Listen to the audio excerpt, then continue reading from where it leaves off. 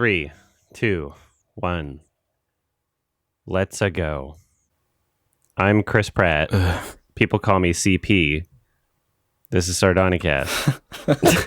I'm Adam from Your Movie Sucks also, actually. Hello. I'm Ralph, the movie maker. I'm Alex from IHG, and can you not get a little bit more vigor in the Yahoo? This is hype. You just we're did all it for Nintendo me. fans here, aren't we? Oh yeah, we're so hyped about this. Oh my god. This is the number one Nintendo podcast. Bully isn't it? everyone who isn't enjoying the movie. Let's do it.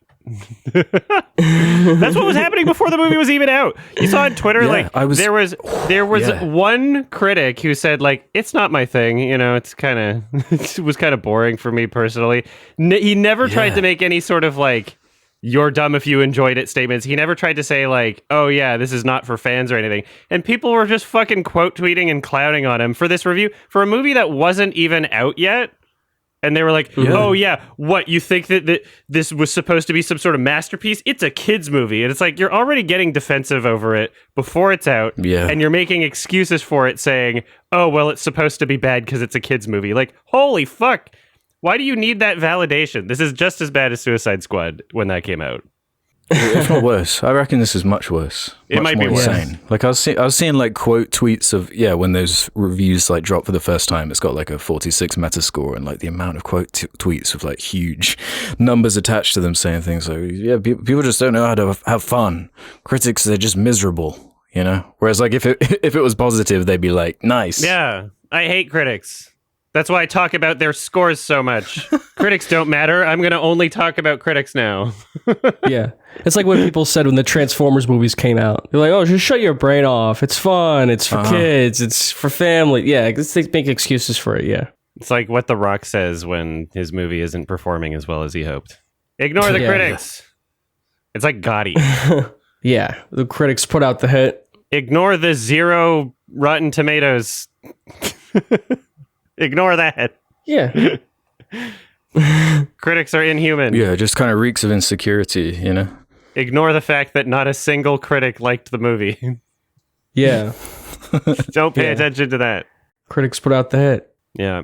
Yeah, I mean, there is a difference between, the critics and the fans, and that's that the fans of this movie were going to be fans no matter what the movie was. Most of them. Mm-hmm. Most of the ones that are, like, crying about this on Twitter, the ones that are so defensive that they can't understand if somebody has a different experience with art. Like, yeah, no shit. The critics wanted to see the movie because they wanted to see art, because they want to have an experience with art, Like, it's... You're looking at two different goals here for watching a movie. One of them is just, I want to be validated because this is a game I played when I was a child and I'm just a brand loyalist, apparently. It's something about Nintendo. It's just ingrained in people. And this is the thing, though, right? Like, I grew up on Mario. I loved these games. I'm a big fan of loads of them, going back to the originals. But there's like a division in my mind. My affection and childhood nostalgia for Mario is not strong enough to overpower my feelings of Illumination and their goals. Yeah. This is an Illumination movie. Like, first and foremost. That's the review. Especially with the soundtrack. That really stood out to me the most. It felt like an Illumination. Yeah. It's distracting. It was fucking awful. Yeah. It was like every most obvious pick for every song ever. And it wasn't just obvious. It was like, this is just unfitting and inappropriate. This is like if you asked an AI what song to play in this scene. Yeah, it was like pretty obvious. Yeah. Yeah, I was thinking the exact same thing. Like if you asked ChatGPT did this. Yeah, exactly. Aha, take on me. Or give you flashbacks to Zack Snyder's Watchmen, with like the song selection and that. Supposedly there was a full kind of original score that was full of like odes to songs you would know beyond what is in there, but I don't know, I guess it was tinkered with or something. That's more what I was expecting. Yeah, like a kind of 8-bit theme or some kind of themes like that. I think I would have preferred that. One of the best pieces of Mario music is called Gusty Garden Galaxy from Mario Galaxy, and they actually play it in the credits of this movie. Nice. While I was sat there kind of like with my head on my hands, I heard it playing and my ears perked up and was like, oh wow, that's cool. Yeah. So they do know this exists, they just didn't want to put it in the movie. Yeah, like that would have taken effort, and to coordinate that. There were quite a few parts in the score where, you could hear the different renditions of other sort of like, ooh, remember the underground music sort of thing? Like the... Yeah. They did that enough for it to work. But yeah, I mean, like, just throwing in random licensed music for no reason that doesn't serve a purpose and is just like... What was that song that was played? Was it like an AC/DC song when they were building the Mario Karts? I don't remember what it was. It was like just some generic, obvious rock song of like, yeah, we're building the cars. Blah, blah, blah, blah.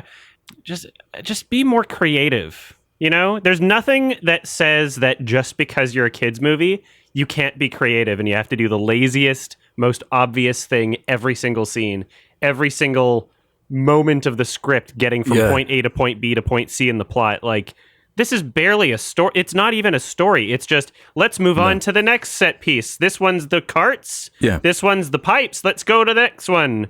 Woo, this one's remember this shit? It's like, there's nothing. You can still include every single fucking one of those things and put effort into your script. The Lego Movie put effort into its script and presentation, right? Exactly. They are talented writers on board, though, and directors. Yeah. Yeah, it takes effort. Yeah, it's easier to just plop in a pop song that's popular. Yeah, and there's a lot of those. What is it? Take on Me. Yeah, like that was fucking Take on Me, Thunderstruck, No Sleep Till Brooklyn, Mr. Blue Sky. Yeah, like Mr. Blue Sky, that was used better in freaking Guardians of the Galaxy too. It's so uncreative. It's just plop a song better in the Eternal Sunshine trailer. Yeah, true. The worst trailer ever. I am absolutely sick of the idea that people keep, like, just these absolute fucking morons that say, like, oh, but it's a kids movie. It's like, there can be good kids movies. Like, there are good kids movies. As if there aren't any good ones. There are countless great ones. They think that in order to have these set pieces and the references for them to enjoy, that inherently the script has to be bad. Apparently the voice acting has to be bad. I don't know why they would think that. Apparently, like, all of the music supervision has to be bad. Like, what is wrong with these people? Like, how is that an excuse at all? Like, it has to be bad. It's for kids. What you're saying is you have low expectations for it because it's a kid's movie. And that's fine. If you can role play as a baby so hard that you can enjoy it as a baby, then great. Power to you. But I can't. Yeah. Let's just be honest about what this is. It's just like a string of Mario vignettes to kind of like advertise the brand, go into the transmedia space, sell like a few more games, advertise the theme park because that's got like the whole new Donkey Kong section, so that has to be part of the movie. Like, yeah, it just I just need that line blurred a little bit more between it feeling like an ad or like a YouTube short. Like, I could imagine this movie just existing as like 5 or 6 shorts uploaded to Nintendo's official YouTube channel. Yeah, it felt like it could have been like an ad for one of their games. Like not even a cutscene, but just like marketing for one of the games in terms of how it functioned. Yeah. Mm-hmm. Like it was supposed to be playing at like E3, and you would have like all these soy face like cheering like woo, like whoa, they do the carts. Yeah, Mario. Yeah. As far as it being a kids movie, I feel like a lot of adults saw this. It's like a movie with a huge adult audience. And pulled up a IndieWire article. I think this is the week it came out. 84% of the audience is 13 or older. 52% of the audience is 25 or older. I mean, that's really, yeah, that's insane. That's unsurprising to me. And it's unsurprising to me, too. And I noticed that in the theaters. It seems like a lot of adult fans of, Nintendo and that sort of thing. So people want to say, oh, it's a kid's movie. It's a kid's movie. First of all, the movie's made by adults, which is what I always say. So what the fuck's the point? It's made by adults. Yeah, I'd be more impressed if it were made by children. It's not like children made the movie. That would be second of all, it's like, it's made for like, it's clearly appealing to an adult audience to some extent, at least fans of the games or when they played it when they were a kid. And yet it is very lazy because it's Illumination. And it's just, it's exactly what I've come to expect from Illumination. When you said a Mario movie made by Illumination, this is exactly like what I pictured. It's not any better or worse than that to me. Yeah. It's like on those lines, that's like the only positive I can really bring out is that if we're just talking pure visuals here compared to their other movies, It is way more polished. There's like way more going on compared to their other movies, but that is a comparison. Sure. Game. We're talking about some of the worst animated movies in Hollywood. Like the yeah, it's better than Hop. Yeah. Apart from Despicable Me 1, like who's passionate about this studio, you know? Like they make stuff for babies that is supposed to be on like advertised on toilet paper, you know? Like that's their market. That's funny.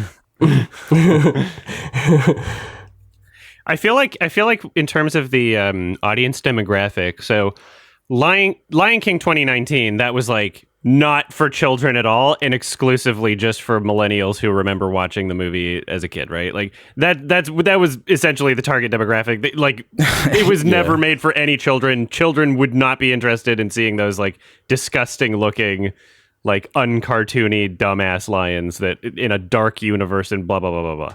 Whereas this Mario movie, I feel like it is marketed towards children, but the reason why you have this like huge demo of children and adults is because Nintendo has been making Mario games every single console for decades. Like it's not just like, oh, this old thing that we have to remember that's just trapped in our childhood. It's like there are kids growing up with Mario today on the Switch. There were kids growing up with Mario on the fucking Wii U. I mean, no one had a Wii U. There were kids growing up with Mario on the GameCube and the Wii and the fucking Super Nintendo and all that. You know, like it's something that is so consistent in our culture that every generation is essentially growing up with it simultaneously. Yeah, so it's an icon. Yeah, Nintendo just makes the same games over and over. So, Yeah, but that's the thing. Like, we're entering this era of all these video game adaptations, right? And there is room in there. There is space for it to work. Like we just saw the Last of Us show. It was cool. Make the Mario movie like the Last of Us show. Yeah, that's what I'm saying. But it's like from a base concept level, like this isn't. I'm sorry, I don't think this is a good idea. Like this character doesn't really resemble much. He's a catchphrase dispenser, and that's fine. I like that. I think that's what he should be for the games, and it's perfect for the games. It's all I would ever want or need for those games. But adapting it into a film, that's a different story. There's so much you could do if you were willing to take risks. And I know this is an Illumination film. They would never, ever, ever, ever do anything remotely risky. But there are things they could do. And there's little flashes here or there where you could, like, you see, like, they show, like, little references or bits of dialogue. Like, early on, they're referencing this, like, ad that they've made because they're, like, living in New York, which is quite funny. And there's, like, a throwaway line that kind of references the self-aware advertisement nature of the movie. And it kind of made my eyebrow raise for a second, thinking, like, oh, is there going to be, like, a little bit more edge to this, maybe? Are they going to kind of lean into something a little bit more clever with this? But no, it's just like a throwaway line, and they don't really do anything with the humor. It's all just like the most obvious kind of stuff, like lots of screaming jokes and The movie really isn't that funny. There was nothing that stood out to me that was. You didn't like the Peaches song? No, I didn't. Dude, he said Peaches more than once. It sounded like Jack Black. You know Jack Black. It sounded like him. Yeah. Oh, that was the song Bowser sang or whatever? Yeah, he said Peaches and he said it more than one time. Yeah. Sorry. Man, I didn't. Yeah. No, it's fine. Sorry. I'll let you finish and I'll keep complaining. I can't. No. I was just shocked when Alex said he like stayed for the credits. Like I got up. No, not like intentionally. Like my view, I guess you were saying your viewing was a bit more mixed with like the demographics. Mine was basically just babies just screaming at the screen for the entire time. That's great. I was like, that's cool. I'm glad they're enjoying this. This is clearly who this is for. There were kids there, like like when the Bowser it's like in the middle of the movie when like they go to Donkey Kong's whatever Coliseum, whatever the fuck that was. There was a kid in front of me. He was like waving his napkin like up in the air. Yeah, there was a little boy behind me through the entire runtime. He was, God bless this little kid. He was screaming.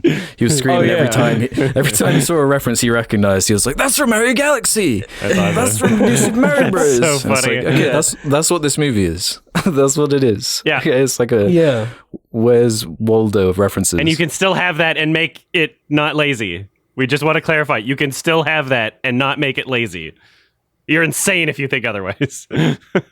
Yeah, the Lego movie's full of references, you know? Like, the Lego movie is a kid's movie, full of references. It even ushered in this horrible crossover nightmare that is, like, leaking everywhere now, or at least had a part to play in that. Yeah. But it worked. That was, like, a good film. And, like, visually, way more stuff going on. It has the...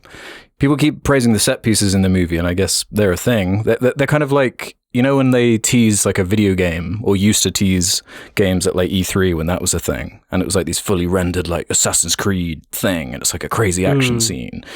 It's kind of like those, you know? It just feels like an advertisement. I'm sorry. Yeah, it's like super polished, but it's not.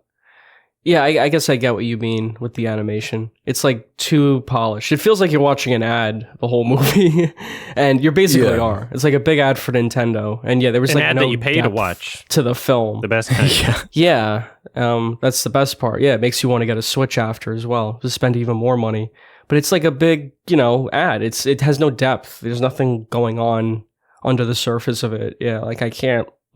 Like nothing really stood out to me. I thought the movie was pretty boring. It's insanely boring. Expecting me to like it. yeah. But I didn't really enjoy it at all. Yeah, I thought it was pretty boring actually. Not a fan.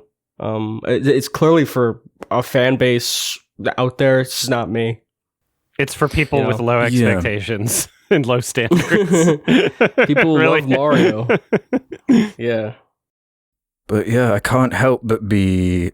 Like, I'm glad people are enjoying it, genuinely. Fine. If you really like this, cool. But I can't help but feel a bit crestfallen by how successful it has been with just the other day, Miyamoto coming out, reiterating that, more Nintendo movies are coming. I've been screaming about this video game onslaught for, it feels like years at this point, and it's coming to fruition. Like, and you're right. The success, the difference was, like, back in the day, video game movies were a joke. No one went to see them. Then suddenly, Uncharted comes out, The Last of Us comes out, this Mario movie comes out, the Sonic movies come out, and everyone's like down for it now. I guess. We just like trained for it. We got superhero movie fatigue. This is going to be next. Is this going to be the next big thing? Video game movies? I think so. Yeah. Yeah. It already kind of is. Kind of. Mm-hmm. Yeah, we're watching it happen, unfold before us. Yeah, I'm sure there will be more. Yeah. Damn, could you imagine like scraping the bottom of the barrel with that? Like how many obscure video games like a studio is going to try and get the rights to? Like, we're going to make a game to battle toads. That's not even obscure. That could easily happen, actually.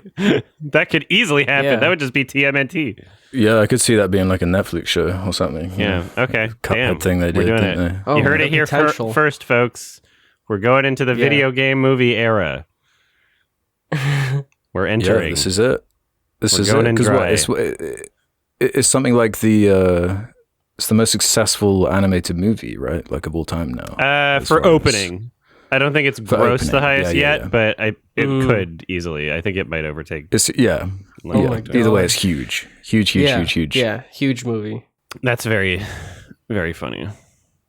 They played it very safe. It's like they knew it would do well, so they just took no risks with it, with the actual storytelling or anything. We talked about the story. It's bullshit. Yeah. Let's talk about the voice acting. I think if you got pretty much anyone on the planet other than Chris Pratt, it would have been better. I think for the main character, like, it's just the fucking most horrendous thing they possibly could have done. I honestly wasn't even bothered by him. I thought it was just, this is Illumination all over, you know? I was much more irritated, weirdly, by Keegan-Michael Key as Toad. Really? Actually. I found that like quite an irritating performance. Did you actually? Okay. I mean, he was irritating, but I was under the impression the character was supposed to be kind of irritating. You liked him. Yeah. But that's such like a fine line in kids' movies, though, you know? I think he did a good job, is what I'm saying. Okay, yeah. Yeah. Like, as a voice performance, I think he did a good job. Yeah, I'm with you on Chris Pratt. He was better in the Lego movie. He prefers to be called CP, actually. Oh, yeah, that's right. CP says how he's so out of touch. I didn't mind Charlie Day, really, as Luigi. He did good. I thought he was fine. Yeah. And Jack Black as Bowser, I thought was fine. He put in an effort. Like, if anyone... Yeah, those two. Everyone else, take it or leave it. Nothing stood out to me. Anya was stupid. Seth Rogen was stupid. Yeah. Seth Rogen, it sounded like Seth Rogen. The standout kind of bad voice to me was actually Cranky Kong. That was like a weird casting to me. Yeah, that was like Fred Armisen. Yeah, I didn't even know that was him until like yesterday. His name's Cranky Kong. Why are you voicing him like that? Yeah, I didn't have a set idea of like what he was supposed to sound like, and I watched the Donkey Kong TV show when I was younger, but I just don't. He's supposed to be an old. Yes. He barely had any screen time, and so it was kind of just over and done with, and then I didn't think about it. Yeah, Cranky. That seemed more like just kind of like a reference that he exists, sort of thing. I don't know. A reference in this movie, really? References. You know what's so funny? There was a moment where they could have just done like a reference to Diddy Kong, but they actually had to say his name. He's like, "That means you too, Diddy Kong." Like, you could have shown him clapping, and then everybody in the theater would have been like, "It's Diddy Kong," but they actually had to say Diddy Kong out loud. I'm like, okay. Even for the babies didn't need that. You didn't even have to dumb it down for the baby. The babies would have figured it out, guaranteed. Mm-hmm. It's like, why do you have to be even more obvious? Why do you have to insult the baby's intelligence? The baby's watching this film. Yeah, voice acting sucked. I liked some of the sound design choices, actually. There was some like nice kind of like when he's going back to his room and he's like sad after the ad campaign didn't work, and he's like, after he talked to his family, there's this nice kind of like atmospheric room noise, like kind of white noise stuff, and it's kind of subtle, and it really added a lot to like the tone and atmosphere of the scene. I'm not being sarcastic. Like there were some interesting sound design. I know, but here's the thing: I don't think that the people who soy over this movie could point out things about like the actual craft of the film that they even enjoy. You know, I think they're just like, the references were good and I like the animation. And that's it. Whereas like there's things that I'm looking out for that I'm like, oh, that was pretty, you know, there was some good sound design in it. Like the Foley for the most part, like it was really good. It was like really, really well put together. Yeah, I don't know. I just didn't even pick up on any of that. The whole movie just came and went. Like I just didn't even pick up on anything specific. I'm like, yep, that was bland. That was like the most average film they could have possibly made. It's exactly what I expected. Yeah, it's nothing. Mm-hmm. Yeah, it is just a celebration of the IP, and if you're down with that, I guess this is where it's kind of come down in this conversation of like your definition of what a good movie is, because that's kind of my issue with this whole conversation, where it's like, I think it's fine to enjoy it. I don't even know if they think it's a good movie. Is I don't even know if they actually think it's a good movie. I think because I feel like that's where the disconnect is, right? I think they're defending it without actually believing it. Is that like the insecurity coming out? Like, why would they give a shit about what critics are saying if they thought it was a good movie? Why would they care what anybody else thinks? If you think it's a good movie, you wouldn't give a shit if other people don't think it's a good movie. That is insane insecurity. If you care about whether or not somebody else needs to validate your experience with a movie that you like. There's movies that I like that barely anybody fucking likes. I still like them. Mm-hmm. And it's funny the way the critics are like thrown around just depending on what the point you want to make is, you know, because they'd be sharing, if it had good reviews, it would be being shared everywhere and celebrated like in the exact opposite way. It's literally like DC fanboys like, oh, see, this one's good. It's on that level. And then don't pay attention to them. Yeah, I just feel like if this is like ushering in more and more and more of these Nintendo movies, and they're already like this kind of just bland and nothing, and really do not utilize the medium of animation or film in any creative or fun or unique way. It's like the most algorithm created fucking. Yeah, it does feel like an AI generation. Yeah, so like, where is this gonna go? Everyone's gonna want a piece of this pie, you know. Yeah. Like I just prefer like, you know, like the Spider-Verse movie coming out. That looks great to me. Like the style of it and the animation. That's more of what I'm interested in and what I'm engaged in than something like this. It's way too it felt like a giant commercial. Even the parts of the movie that are shared in like a kind of meme way, like the Bowser playing on the piano, Peaches, whatever, right? That feels AI generated in concept. Like that literally feels like that was a like a focus tested boardroom. They're like, here's the part that people are gonna share on Twitter. It was like so exactly. That's TikTok, what it felt like to me too. It was designed purely for that and not for like its scene in the film. It was like, this is the part that people are going to meme. And people memed it. And it was just so lazy, too. Like, it's literally like they just got Jack Black to, like, ad-lib in front of a mic. I don't know if he wrote anything, you know? Like, and then him singing, like, sure, if you love Tenacious D and you just love hearing that, great. But he didn't sound like Bowser as he sang. The rest of his performance, he was putting an effort in, and he sounded like a different character. I wish that he sounded like the character as he was singing, and not just, I'm Jack Black now. Like, that was fucking weird.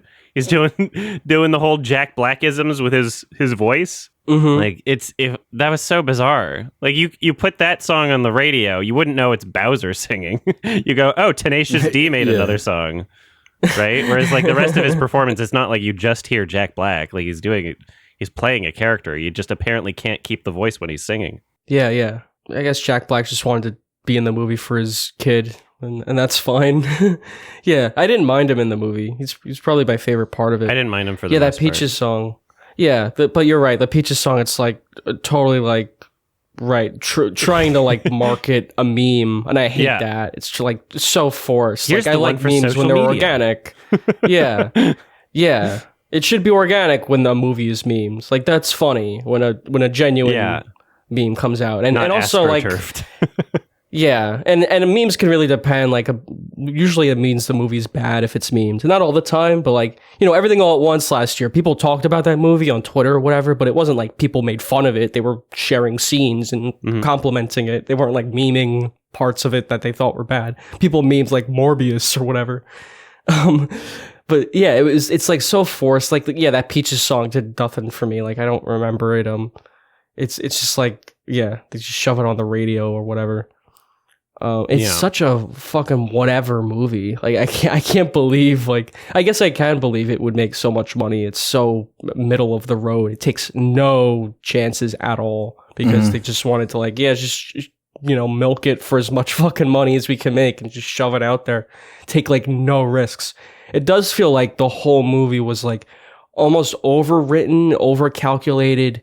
Everything that happens in it, it's just like, what's the next set piece we can get to? Like, what's the next, what's the next piece of iconography we can get to, get it in people's minds and get them excited or to sell the Nintendo Switch to them. And it's the whole movie. It's like 90 minutes of that. It gets incredibly dull very quickly. And Illumination, they're not funny. These vacuous reference films, though, it is Illumination's whole... It is the whole deal, you know? It's like Secret Life of Pets. It's just like cat videos on YouTube as a movie. Sing is X Factor auditions, but they're animals as a movie. You know, it's like... It's usually, and they're animals. That's usually like the hook. It's a good hook. Yeah. Like, unless they have a recognizable IP. Also, at the beginning of the movie, it had the Minion in the fucking logo. It's so lazy. I'm just so sick of that.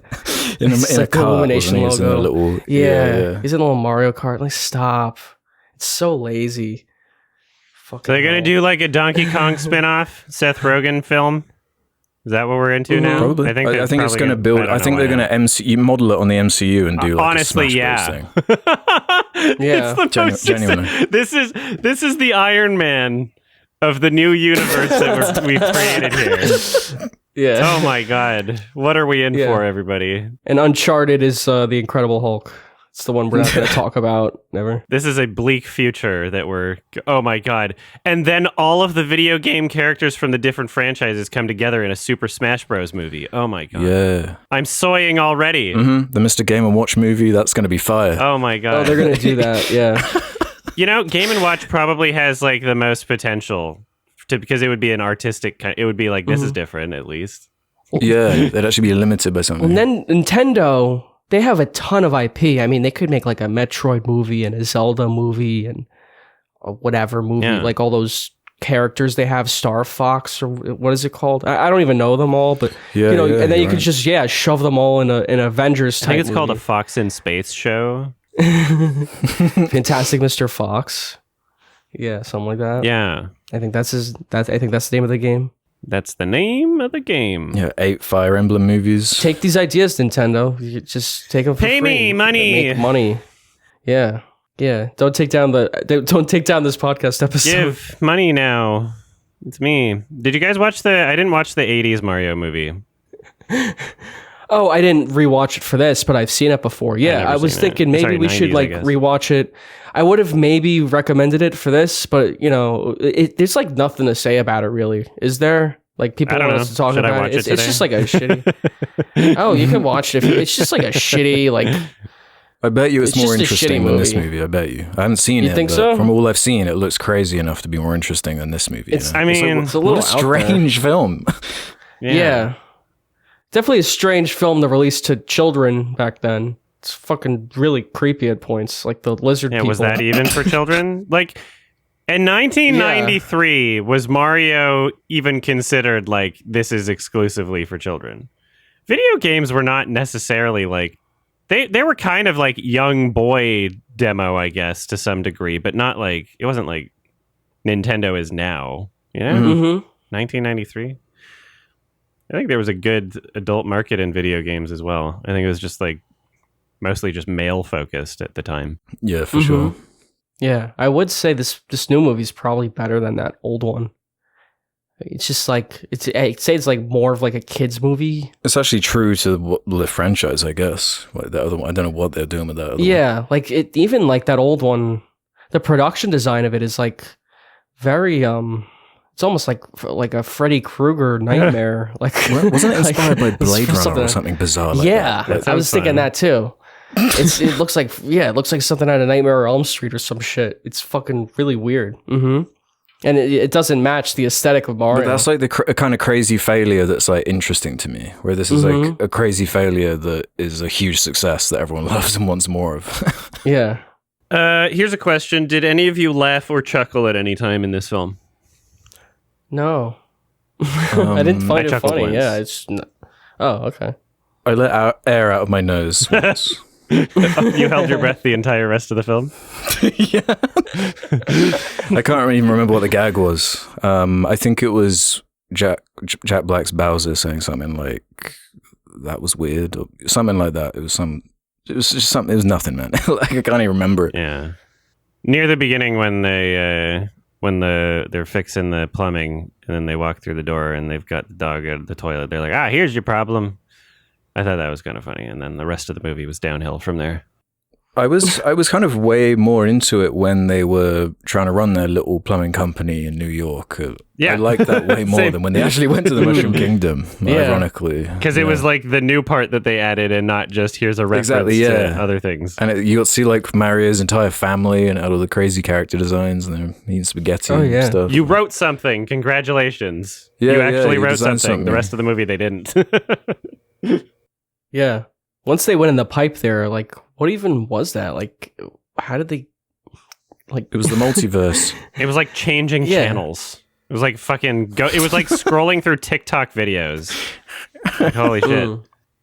So ADHD. The story just didn't even make sense. It's like, there is no story about it. Yeah. You know what pissed me off? Like, even if I were to be like, okay, let's say, like, I love Bowser or something. Let's say I really enjoyed Bowser. Like, he's barely in the fucking movie. He's not like people are fucking soying and memeing over this character that's in it for like what 4 minutes or something. Like he's he's barely in the movie. Same with Luigi. Like Luigi's just barely in it. Yeah, Bowser and Luigi are the best. Like things are so cosmically underdeveloped and just like, oh my god. Like you don't need to like give him an entire backstory, but you just do something. Not just this person is inherently the villain character. And then we're going to ignore about them throughout the entire movie and then just occasionally remind you that they exist so that at the end they can have a scene where they beat the villain at the end. Like, you did nothing with the character. They don't give a shit about any of the characters in this. No, they characterize Mario loads. They make it so he doesn't like mushrooms. Oh, yeah. So then when he has to eat a mushroom, it's, like, funny. It was funny when they ate a mushroom because he didn't want to. Yeah, it's dumb. Dumb movie. I just can't stress enough. My eyes were like glazing over. Like there was a point where I didn't even give a fuck what was going on. Yeah. Wow, this is boring. Surprisingly boring for an hour and a half movie that is like overstimulating. You know? Yeah. Yeah, it was so short too. Yeah, and it's like it feels long. It feels longer than it is. It does feel longer than it is for sure. Because there's nothing happening the entire time. It's like everything is happening, but nothing is happening.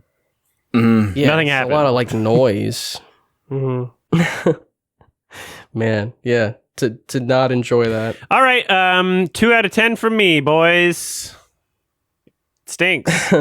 Yeah, I feel like from the conversation, the score I've given it seems too generous, but I'm going to stick with it for now, that being a 2-star out of 5. I think compared to their previous movies, they're actually somehow is much worse than this, like Hop or something. Oh yeah, saying like these are worse. Yeah. So it is an improvement for Illumination, but that's probably only because Nintendo would not let Illumination release something of their usual quality. Yeah. Yeah, I just think Illumination are horrible storytellers. Yeah. Amazing advertisers. They are amazing advertising. That's their skill. That's it. They're amazing at it. They really know how to speak to the babies. They're really one with that generation. But this is a movie and I want to see something, you know? Like, I want to see something risky and weird. Like, yeah, we keep referencing the Lego movie, but that did take risks and it did have like surprising moments and it did have all this like surprising commentary shoved in there and like a new visual look and something. It was doing something, you know? This did nothing. Lego movies, Spider-Verse, from last year, Marcel the Shell, like these are all animated movies that are better. Yeah, the latest Puss in Boots. Puss in Boots. Yeah, Puss in Boots. Like, I wouldn't even call, like, they did things different. I don't even know if risky almost seems like too strong of a word, because immediately there's people that are going to go like, what, it's Mario, you can't take a risk, they need their money back. It's like, you can still do something talented and different without it necessarily being a risk. I think that it's a myth calculated and risk. A misunderstanding that it's risky. I think you can still, if you have any concept for art, you can do something in not the laziest, most bland way possible, and it wouldn't be a risk if you just know what you're fucking doing and you have actual talented artists working on the project. It's only risky because these people don't know what the fuck they're doing, and they don't know what actually works other than one thing, which is just the thing. That's the only reason why it's risky. It shouldn't be. Their priorities are just in a different place, yeah. Yeah. It's like a bunch of business people. I think it's, they don't even have the interest. I don't think the thought even crossed their minds to do something with this, you know? I think this is... It's not about art. It always was. Yeah, exactly. It's not about art. It's about advertisement, yeah. Yeah, no, it doesn't feel like it is about art, yeah. My rating, I'm like with Alex, I'd probably give it 2 out of 5. It's an Illumination Mario movie. It's exactly what I expected from that. Yeah. It's probably better than Hop or something like that. Yeah. That's not saying much. This was my first Illumination film. Wow. You started with their best movie and it still sucks. So I'm vindicated for not having watched any of the others if this is what they're like, and it was kind of just what Definitely, I expected them to be. Yeah. Like, you might, I don't know if you could, I don't know what would happen to you if you saw like Hop or something. I would wind up in the hospital. Yeah, if you do ever watch one of them, I'll make sure I'm in Canada when I see it. I don't want to do that in the States. Yeah.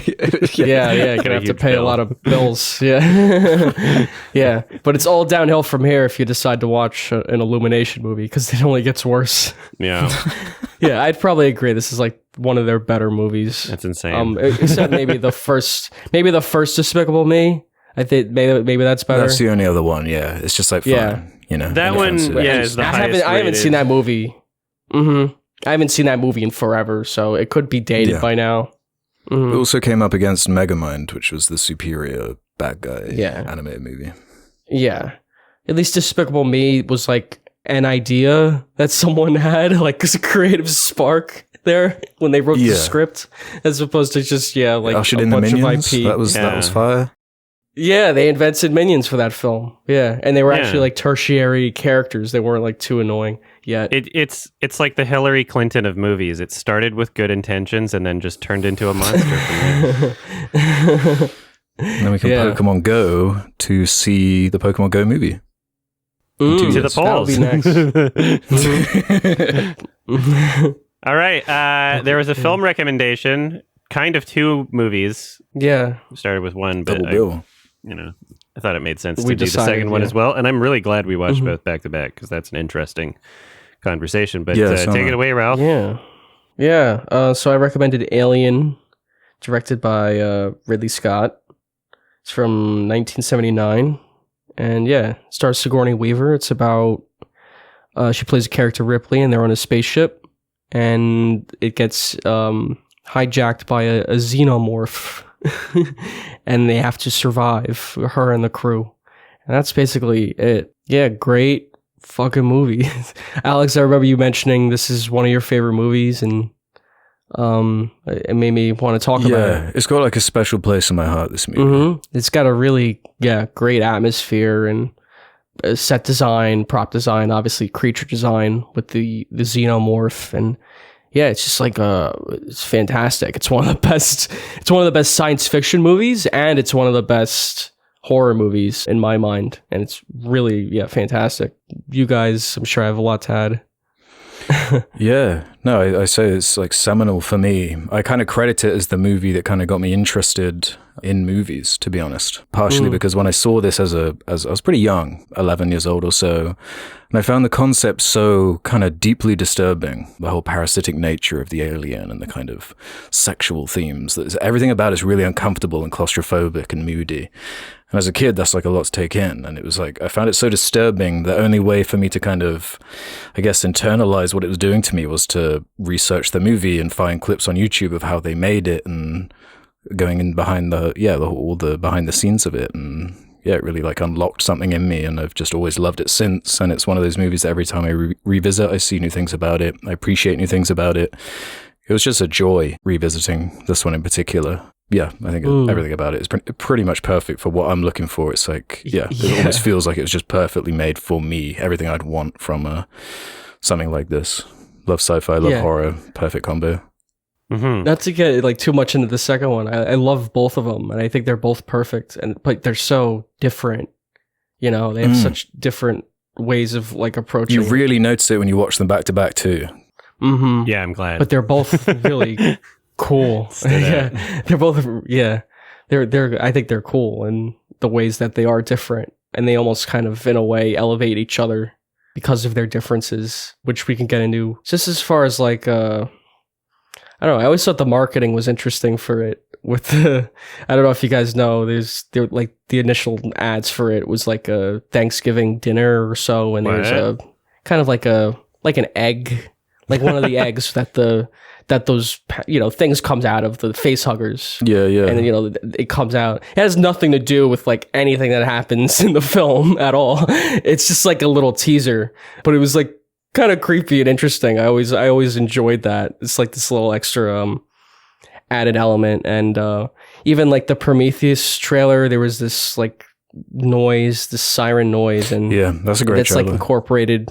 Yeah, it's incorporated into like the teaser of Alien. That's like where it came from. So like it originates from that. It originates from the teasers for Alien. It was really cool marketing, I thought, for the film, and it didn't give away anything about it because there's a lot of like mystery, I think, to the movie, and like I think that's part of like what's cool about it. You discover like what's happening, what these things are, and it's like it slowly builds, and I think the way it builds is really like satisfying and interesting. When I saw the movie as like a kid, I thought it was slow, but I did kind of like that too. Like it's like a lot of character stuff in the beginning, and it's not a lot of action. Even like later on, it's mostly like suspense and like building of tension. You don't see the xenomorph a lot. And even like at the end, it's just like her running around. It's like a lot of her running around, It's like I don't know. It builds a lot of tension. There's a lot of like stuff going on that's like slow moving and building like characters, and I really like that about the movie. I like that it's slow and that it takes its time at points. Yeah, it feels very realistic. I've always loved that pace of it. Like I don't think the chestburster scene is till. It's like a good hour just about into the movie, So you have a real good foundation. And it kind of makes it unpredictable too, because you don't really know who the lead character is supposed to be or like what the stakes are. And it keeps that tension up because, when people start just suddenly dying, like they just fall in like flies, and it keeps the tension up. Yeah, I guess the way I like described it was misleading because I said like Ripley's like the main character, but you don't really see Ripley as the lead until later on. Like she kind of like takes control of the situation. The role. But at first she's just another character, and they kind of pick them off one by one, and that's what's so good. Like you said, it's unpredictable. Like when that chest burster scene happens, it's like, holy shit, you have no fucking idea like that's about to happen, and because we don't know the rules of the alien yet, and once you learn that it comes out of people like that, you're like, holy fuck. I love the rules of the alien as well. They like make sense, and like it's really grotesque and disturbing, and just the look of it and the way it implants an egg into you and it pops out of your chest. It's like really gross. And they keep like escalating what it's capable of, like and answering questions alongside like the same questions the audience would have, like, why don't you just cut it off? They try to cut it off his face. It has acid blood that goes through layers of the ship. They can't do that. They just keep escalating how terrifying the thing is. And I do love how they constantly keep addressing like questions that would be naturally coming up to the audience. There's normally a character that will say like something obvious, like, why don't you just freeze him? Or this is against quarantine. The kind of things that like is such a trope in horror movies like now. Like characters being stupid, characters just being irrational in a way that's not fun to watch. This feels like, and you get the answers as to why it all unfolds the way it does, and it feels really satisfying. Like all the levels of corporate intrigue and espionage, and these weird like this mother AI they're constantly talking to in this booth. It's like everything about it's like really creepy and the android character. It's almost like the corporation's almost more scary than the creature in a way, and that's kind of what it's trying to make. Yeah, and kind of it's like surrounds them. It's like the environment of the movie, right? It's like that ship that the company built, and it's like claustrophobic and the pipes everywhere. Yeah, it like adds to the tension. Yeah, even with them getting the alien into the ship, you're right. Like it was later revealed that I guess spoilers. There's a spoiler discussion. It's 50-year-old movie or some shit. It's later revealed 79. That the AI was trying to get the alien on the ship, that it was trying to bring it back for the corporation. So it's like, okay, well, Ripley, the character who's not in on it, was trying to prevent that, was trying to follow protocol. So yeah, there's really like, there's no part of this movie where it's just like, oh, the characters were stupid and that's why they're gonna die, sort of thing. Like, it's not a film where the plot continues only just because it has to.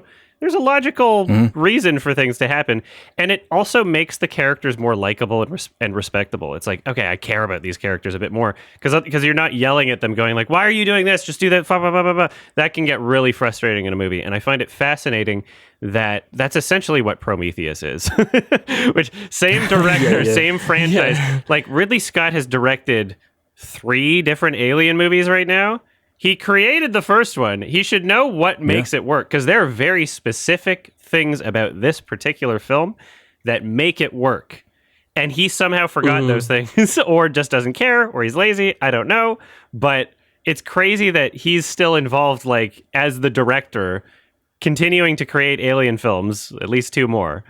And it seems like he doesn't understand what made the first one work, or he has no interest in trying to even try to recapture any of the magic of the original film. And I just think that's insane. Because I rewatched Alien Covenant yesterday. Wow. Just because I saw it there on Disney Plus and all these movies are there. And that's what I was thinking the whole time, because I was like so riding high off the original Alien and the viewing I had of that and like the joy I felt. Big mistake. I'm watching that. It's like so bizarre. Like, this is the same guy. Like, what on earth? I fucking hate that movie. It's crazy. And it's one of the reasons like he's created like 2 of the best sci-fi films of all time, but I can't call him one of my favorite directors just for these kind of reasons, because it makes you question like what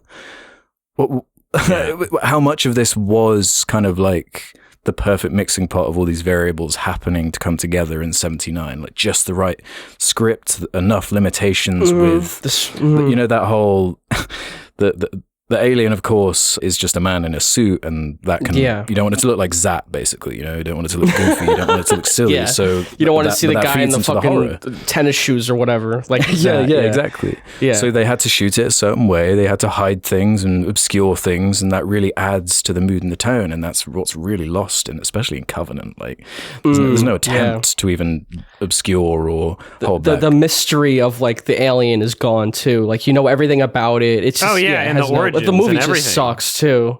Yeah, they fucking ruin the origin. Like, here's who created it, and this is why, and this is the thing. Like, fuck off.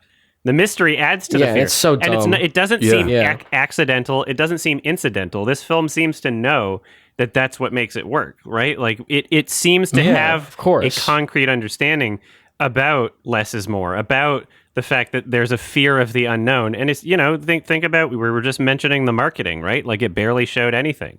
Right? Think about how slow the opening title crawl comes in. Like, everything fits like a puzzle piece in terms of what it's going for in terms of atmosphere and tone. This is not accidental. It seems like he just doesn't give a shit anymore.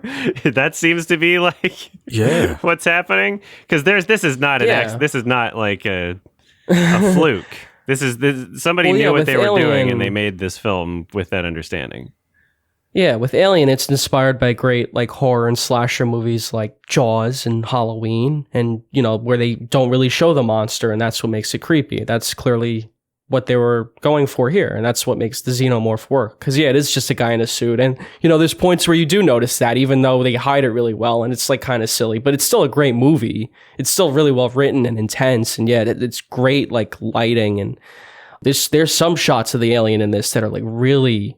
excellent. I guess more so the puppet shots of it. It just looks so good, and, like, I love the lighting of this movie. It just looks amazing. Every technical aspect, so like great. You're talking about the sound design of the Mario movie, but I was really noticing it in this movie. Like, it's excellent. I love, like, it's like these harsh cuts when they're, like, going from interior and exteriors of the ship, and it's like it's all very jarring and unnatural feeling. And you're right there with those characters in this kind of strange, scary environment. Like, just the scale of some of these sets, the production when they go to that the space jockey set, or whatever, the engineers or whatever you want to call them, that is an immense set, and it really is creepy. You know, when they're, like, investigating this, like, huge thing that never gets explained, but it foreshadows like what the alien's capable of. They're, like, touching where the chest burster came out of it or whatever, and it's just all these questions, all these big question marks that aren't answered, and that's what makes it scary. It's such a pitfall so many horror / sci-fi franchises kind of fall into, where it's like sometimes not answering the question is what you need. You know, I don't need to know what the Reapers from Mass Effect, like, where they come from or what they are, because it kind of ruins the cosmic horror of it. Like, that is what's so good about it. It is a frightening concept, and there's so many inhuman things. The whole H.R. Geiger, like, art production, the design of the alien, of course, being this creepy, unnatural hybrid of something. Like it's natural, but also mechanical in a way. The alien looks like it has all these kind of pipes coming off its back, but it looks natural in a weird way. And there's all the sexual imagery. There's kind of phallic looking. Dicks and vaginas, like, everywhere, like, everywhere you look, especially when they go in the ship. Like, that's Geiger's whole thing, and that's part of the fear of it. It's sorry, I will make a tiny correction. It's pronounced Giger, I believe. H.R. Giger. Sorry, Giger. I was going to say, I think so too. I think it's Giger, yeah. But like, the sexual stuff makes people, like, uncomfortable. That's what's great about the horror of it. Yeah, it looks like a dick, kind of like the face of it. Yeah. The alien. Yeah. It's a dick coming out of a pussy that impregnates your throat. It's, like, pretty hardcore. It's fucking creepy looking. That's interesting. Because, like, I don't, I see the inspiration from, like, the, you know, sexual aspect, H.R. Giger and design and stuff. I don't, like, watch this movie and go, like, this is, like, a weird, I don't think of anything sexual with the creature in the context of this movie, you know, like, there's... Really?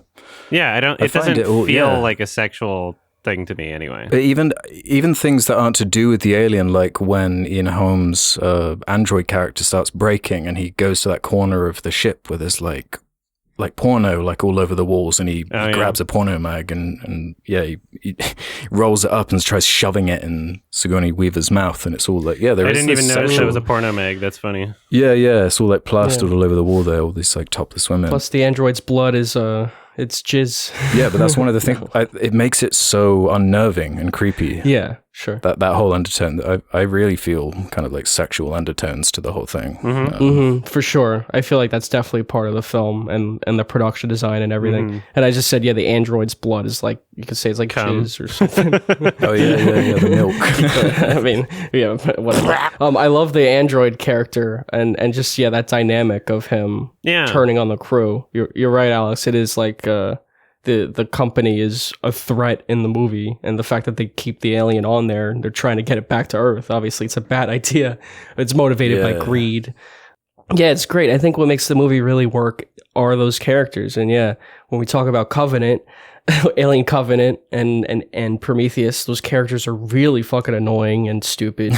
These characters, they're just kind of like, there's nothing that special about them. They're kind of space miners or space truckers, and they just kind of happen to stumble on this situation. It makes them much more relatable than the characters in Prometheus, and they talk normally. Yeah, I really like it's kind of like a negative chemistry a lot of the crew have, where it feels like a working relationship, they're talking about their contracts, they all feel like very kind of working class, and it's all like, well, you're going to pay me more to do this job kind of thing. And they all feel like real people. Like it really grounds it, because they do feel like real people, but just in a space setting. They're likable. Yeah, there's great chemistry. Like the conversations they have, like talking while they're eating their meals, is like that's a good part of the movie for me. I don't feel like it's wasting time. I don't feel like it's blue balling me. It's like, oh, this is just more of the film. I'm learning about the characters and how they interact with each other and what their personalities are like, and I'm enjoying it, right? Like, that's cool. Yeah. I like that aspect of it, and it's good to have in a horror movie, especially if you want people to care about whether or not they're about to die or whether or not they're in danger, right? Like, you're scared for them later. When it's just like the three of them at the end, I'm like, I actually care. It's not like a horror movie where I'm like, just fucking kill these stupid idiot. Like, no, I'm like, oh shit, I don't want you to die. I'm scared, like I don't want you don't deserve it. Yeah, but you're not like, oh, who's that guy? Or like, you don't notice when people are gone. You're like, you fucking, you know all of them, and it's scary when they're in situations that are dangerous. You fear for them. And it is really intense, like the sound design there of their heart monitors. Like, I love that detail. The beeping gets louder and faster as it gets closer. It's great tension. It's really well done. It's such a well-made movie. Great conceptually. Yeah, great concept and just like great execution. Like, I can't imagine it better. Even like the design of like the alien, like that could be corny, I think, but they made it work. Like, they made it like really creepy and yeah. I was doing some reading about one of the writers of the movie, Dan O'Bannon. I found a couple of interesting links. He wrote with John Carpenter on a movie I hadn't actually seen. I didn't know damn what it was called, but it was a few years before Alien. I had a similar concept of kind of going into space. I don't think many people have seen it, and it wasn't a huge success or anything. And he was also linked to Jodorowsky's Dune somehow. So he clearly had some idea of this like sci-fi setting and trying to get something made. And I think the story was that after the success of Star Wars and there being the sudden demand for like movies with spaceships in space, that it helped get this kind of together, but with the whole horror angle being the unique thing. And yeah, that's cool. It feels so different than Star Wars. Yeah, because like that more like kind of realistic industrial angle feels like our world, like just a little more in the future, like a near future kind of. Weirdly, the way it's aged has made it cooler to me. I love the idea of this like analog future, where they're like in the 70s, they're like, what's the future going to look like? For sure. I hate that about Prometheus. Yeah, like they just have like normal... Yeah, and Alien Covenant. So why did you not continue that aesthetic? That would be a really fun, intentional thing to carry on instead of making it all Iron Man, like lasers everywhere and like big screens. And it's lame. It's because that winds up being dated eventually too. Just in a different way. Like keep consistency. I love the old future shit. retro future or whatever we're gonna like. It's a good aesthetic. That's something that like. There's a bunch of people that will just love a movie just because of like a certain aesthetic. In terms of like, some people are looking for like steampunk or like Victorian or something like that. I kind of like retro future. I'm not saying like I'd fucking cream myself even if a bad movie had it, sort of thing. But I like seeing it. The retro future shit. Yeah, it's a cool aesthetic. There's something stylish and cool about it. Yeah. And all the sounds that accompany it, and it's so engaging. Yeah.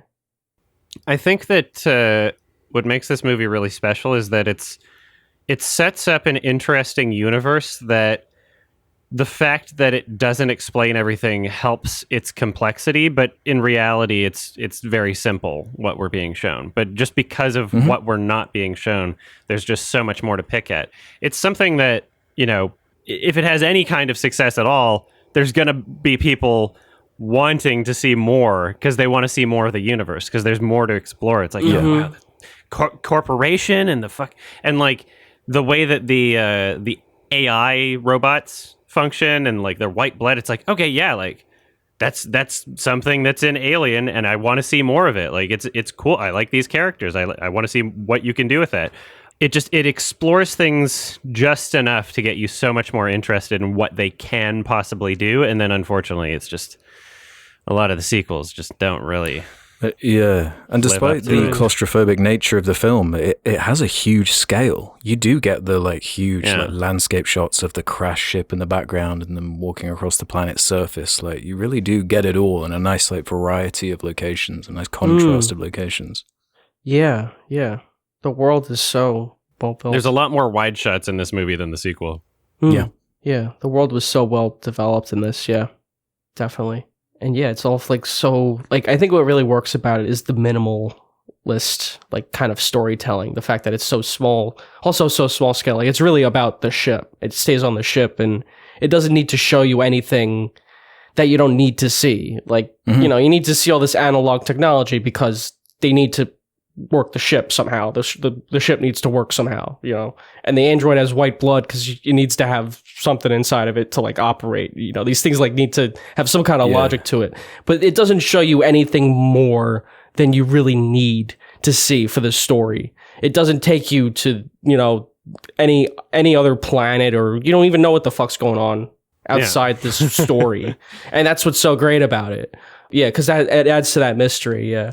The more you try to explain, the more it just like ruins that suspense and that horror of Alien. Yeah. And I can still watch this movie like disconnected from that. But yeah, this is a great movie, and yeah, Prometheus obviously doesn't live up to what this movie is doing. Not even close. Yeah. So before we give ratings, I'm gonna disappoint you a little and throw some shade at my experience of the movie for a bit because go on. It's obviously something that's particular to me, but what's really keeping me from just like absolutely like you've heard me gush about all the technical aspects of the movie and all the choices and decisions, and I love and respect and appreciate so much about it. But what prevents this movie from fully working for me is that I never am able to see the alien as anything more than a guy in a suit in this movie. And it's because of the way in which it's shown, and not just in the way in which it's shown, which is minimalist, I'll give you that. But there's something about like the physical performance of the guy in a suit where if they maybe just like cut the shot a bit earlier or had him do a different pose or just had like a better actor in the suit, that it would have worked better for me. So you have scenes like the, tunnel radar scene or whatever. Like that shot at the very end where it's like, and then the alien's right behind him. Yeah. Like if the alien was just standing there. He does the jazz hands. No, it's like he's proposing. Yeah. It's like he's like in a musical theater and he's going like, my love. And he like has his arms out exclaiming. I'm like, fuck. Because otherwise like I would just be able to get into that scene. I can't deny the part of my brain that knows that that's a guy in a suit at that point because he's just acting like a human being in a suit with how his hand mannerisms are, right?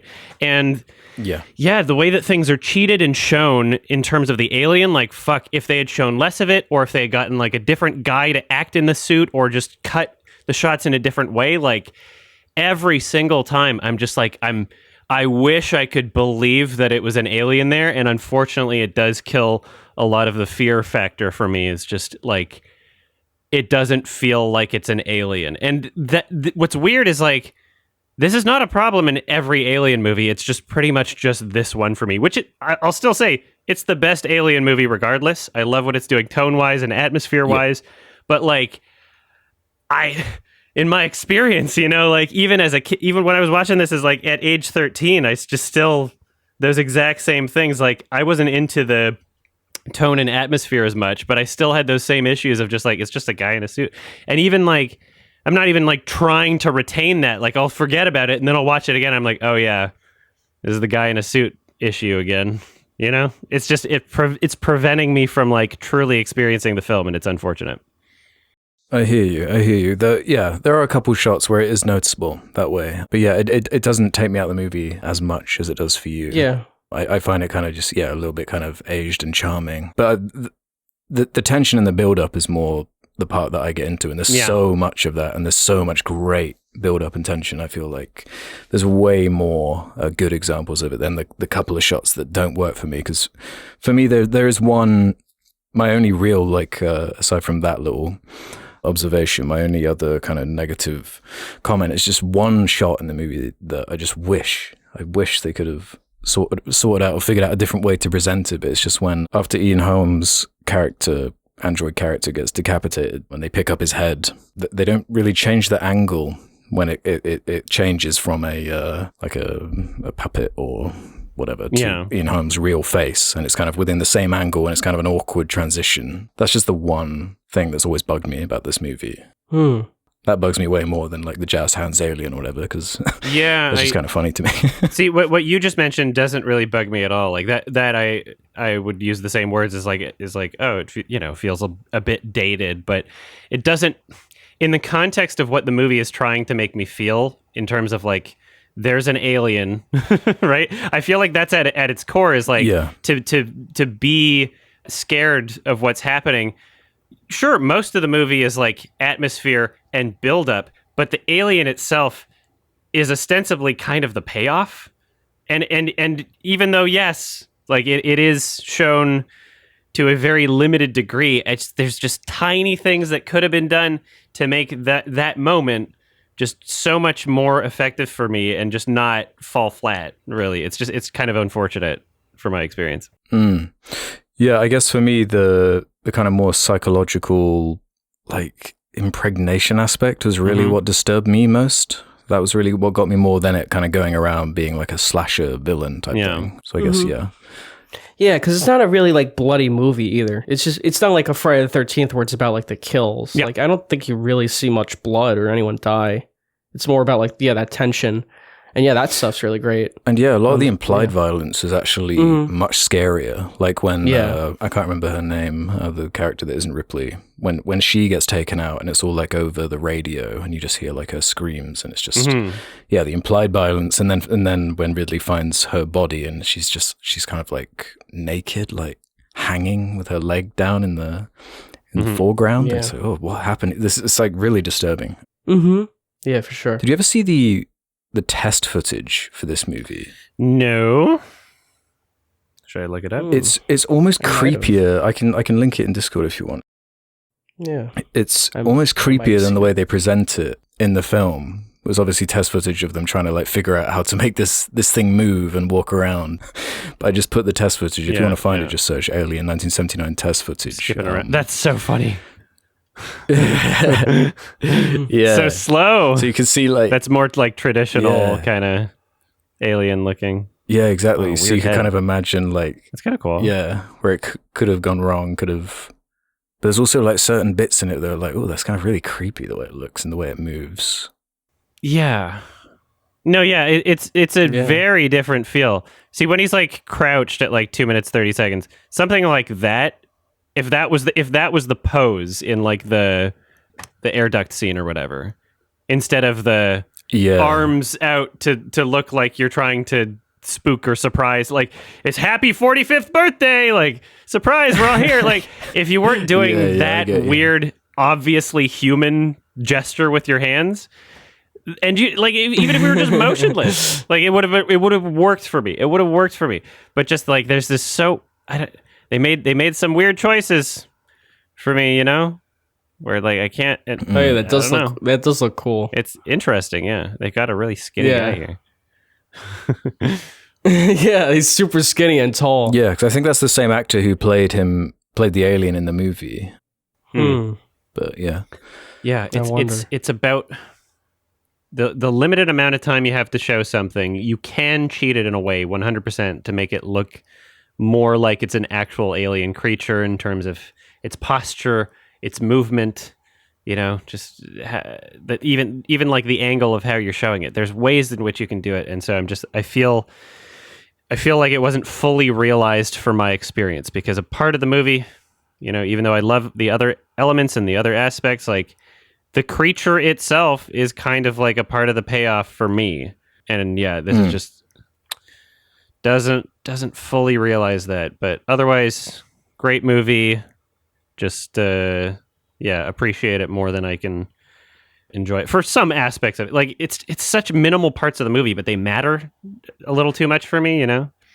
Like in terms of the runtime, it's like barely anything, but it's like I feel like those are kind of important moments to show and how you show it, right? Like if it looked much goofier, then everybody would be on my side about it, right? Like if you had this entire movie where like the tone is fucking perfect and then the alien was just like Big Chungus, right? Like just literally Big Chungus. Like you couldn't get it. It makes up like a tiny part of the movie. Sure, it's only like, you know, a fraction of the amount of the runtime. Sure, yeah. But like if you can't take it seriously, that's kind of a problem, right? So that's where I'm at.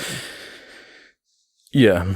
I've always noticed little details here and there like that, like when the chestburster first comes out. There's something a little bit humorous about the way it runs off the table and stuff. It's like clearly on a track. Yeah. It's like a RC track. It just doesn't pull me out or ruin the atmosphere it's the same way it does to you. It's just like a shot for me and I just get straight back in after it's done. I wish it was done better. Because when I think of like my favorite horror movies, like those, like The Thing, how many years later is that? Like 10 years later? Oh, wow. Only 3 years later. 3 years later? Damn. Oh, really? Yeah, 1982. The Thing is like incredible in terms of like its puppetry and practical effects and creature effects and animatronics. Like that's like maybe like best of all time, like right there. That's only 3 years later, right? So, yeah, it's definitely up there. There's some stuff in that movie. Yeah, there's some stuff in that movie too, like toward the end. There's some awkward stop motion and stuff from memory. Yeah. You know, none of these movies are perfect with the effects. Like with this, I was trying to think like, is there like any other way they could have achieved it at the time other than like doing the track or whatever, like the alien like running out of the room? I don't think there is. I think that's like the only way. I 100% think there is. Yeah. You just, I mean, stop motion maybe. It's not expected. It's not like the standard, but like, of course there is, right? Fucking Stanley Kubrick making fucking 2001 in the 60s. It's about how if it doesn't look great, then you change how you show it, right? If it doesn't look great in real life, you change how you show it in the film, right? But anyway, want to get onto ratings and move on to the next film? Oh yeah, one other part that I really like. I loved how at the end when she's escaping, her response to Mother is like, "You bitch!" I love that. I love the character moments with Ripley. Like she's a really likable character. I love how she reacts in scenarios. Yeah, there are tons of great character moments. I love that character moment where the engineers are like trying to talk to Ripley through that like steam that's rocketing through the corridor they're in, and then as soon as Ripley leaves, they just like turn it off because they didn't want to have a conversation with like a higher up or whatever. So those are great moments like that.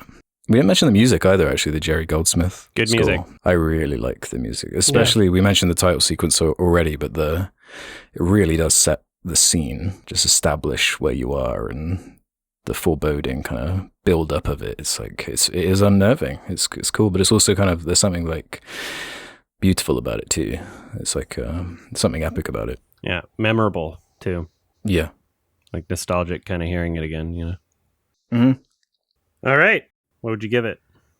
10 out of 10. Yeah, I'm right there with you. This is a 10 out of 10 for me. Yeah. Any problems I have with it, I just consider nitpicks. They don't pull me out of the overall experience. I love every element of this movie. Well, can't change my emotional response, but I got to be true to it. Got to be true to the emotional being in my head, and unfortunately, it just prevents me from fully experiencing the film in the way that I feel like I should. Some great stuff, but as you've heard the whole discussion, but 7 out of 10. Can't give it any higher for a movie that I can't believe is the alien's not there. Because one of the barriers for me, like inherently, is like what has been done to this creature over time. Like the alien is not scary at this point. Yeah, that doesn't bother me though. Like this movie's still, it exists. It's untouched.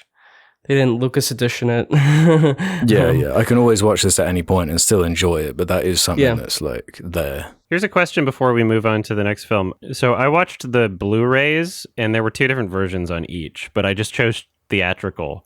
I didn't realize there were different versions, but the first Alien movie, there was apparently like I think they called it a director's cut, but some people didn't like it because it basically what Ridley Scott did was he made scenes shorter to include more deleted scenes. And so some people like the extra context of some lines or whatever. I don't remember what is added, but other people were complaining that it ruins the atmosphere and pacing of what is supposed to be like a slow burn sort of thing. So I just stuck with theatrical for both because I didn't want to risk having a weird version. But oh right, yeah, I watched the 4K Disney Plus version, so I'm not actually entirely sure which cut that is. I'd imagine theatrical. Yeah, I watched the theatrical, the Aliens extended cut, the director's one. Yeah, I'm not really a fan of that. I'm more familiar with the Aliens extended cut. Yeah, that ruins the pacing. James of it. Cameron, so the second one. Yeah, the second one. I meant Aliens. Yeah, I watched theatrical. I guess we can get into that. Yeah, that's good. Yeah, so did I. So Aliens, directed by James Cameron. 7 years later. Can get into that. Wow, it's that far. And it's real life. The first one was Alien. This one is Aliens. There's more. So now there's multiple aliens. Yeah. And that's the whole thing. Now there's more. And now the tone is a little more of an action film than it is a horror film. Although there's still elements of horror and science fiction blended in there. Yeah, I love this movie too. I don't really know if I have a preference between these two films. I like them both equally for different reasons, and they're both great. And I love how different they are. Watching them back to back, they are very different movies, and I love the decisions that they take with the story that are different. In the first film, the android is the antagonist's character. And in this film, something great about James Cameron, he subverts it. He always does this with sequels. He subverts it in a way where, it not only makes this movie better, it makes the other film better because it makes it a more unique experience. Because the android in this film is a good character and he's helping Ripley. And that dynamic right there just separates the two films immediately. It's why is it's not the same shit again? These characters are different, and there's a different dynamic going on, and you have Ripley trying to get over her kind of bitterness toward androids or whatever, and that whole dynamic. It's so interesting, and it reminded me of Terminator 2, and that's kind of what they did with Terminator 2, also making the Terminator the good guy.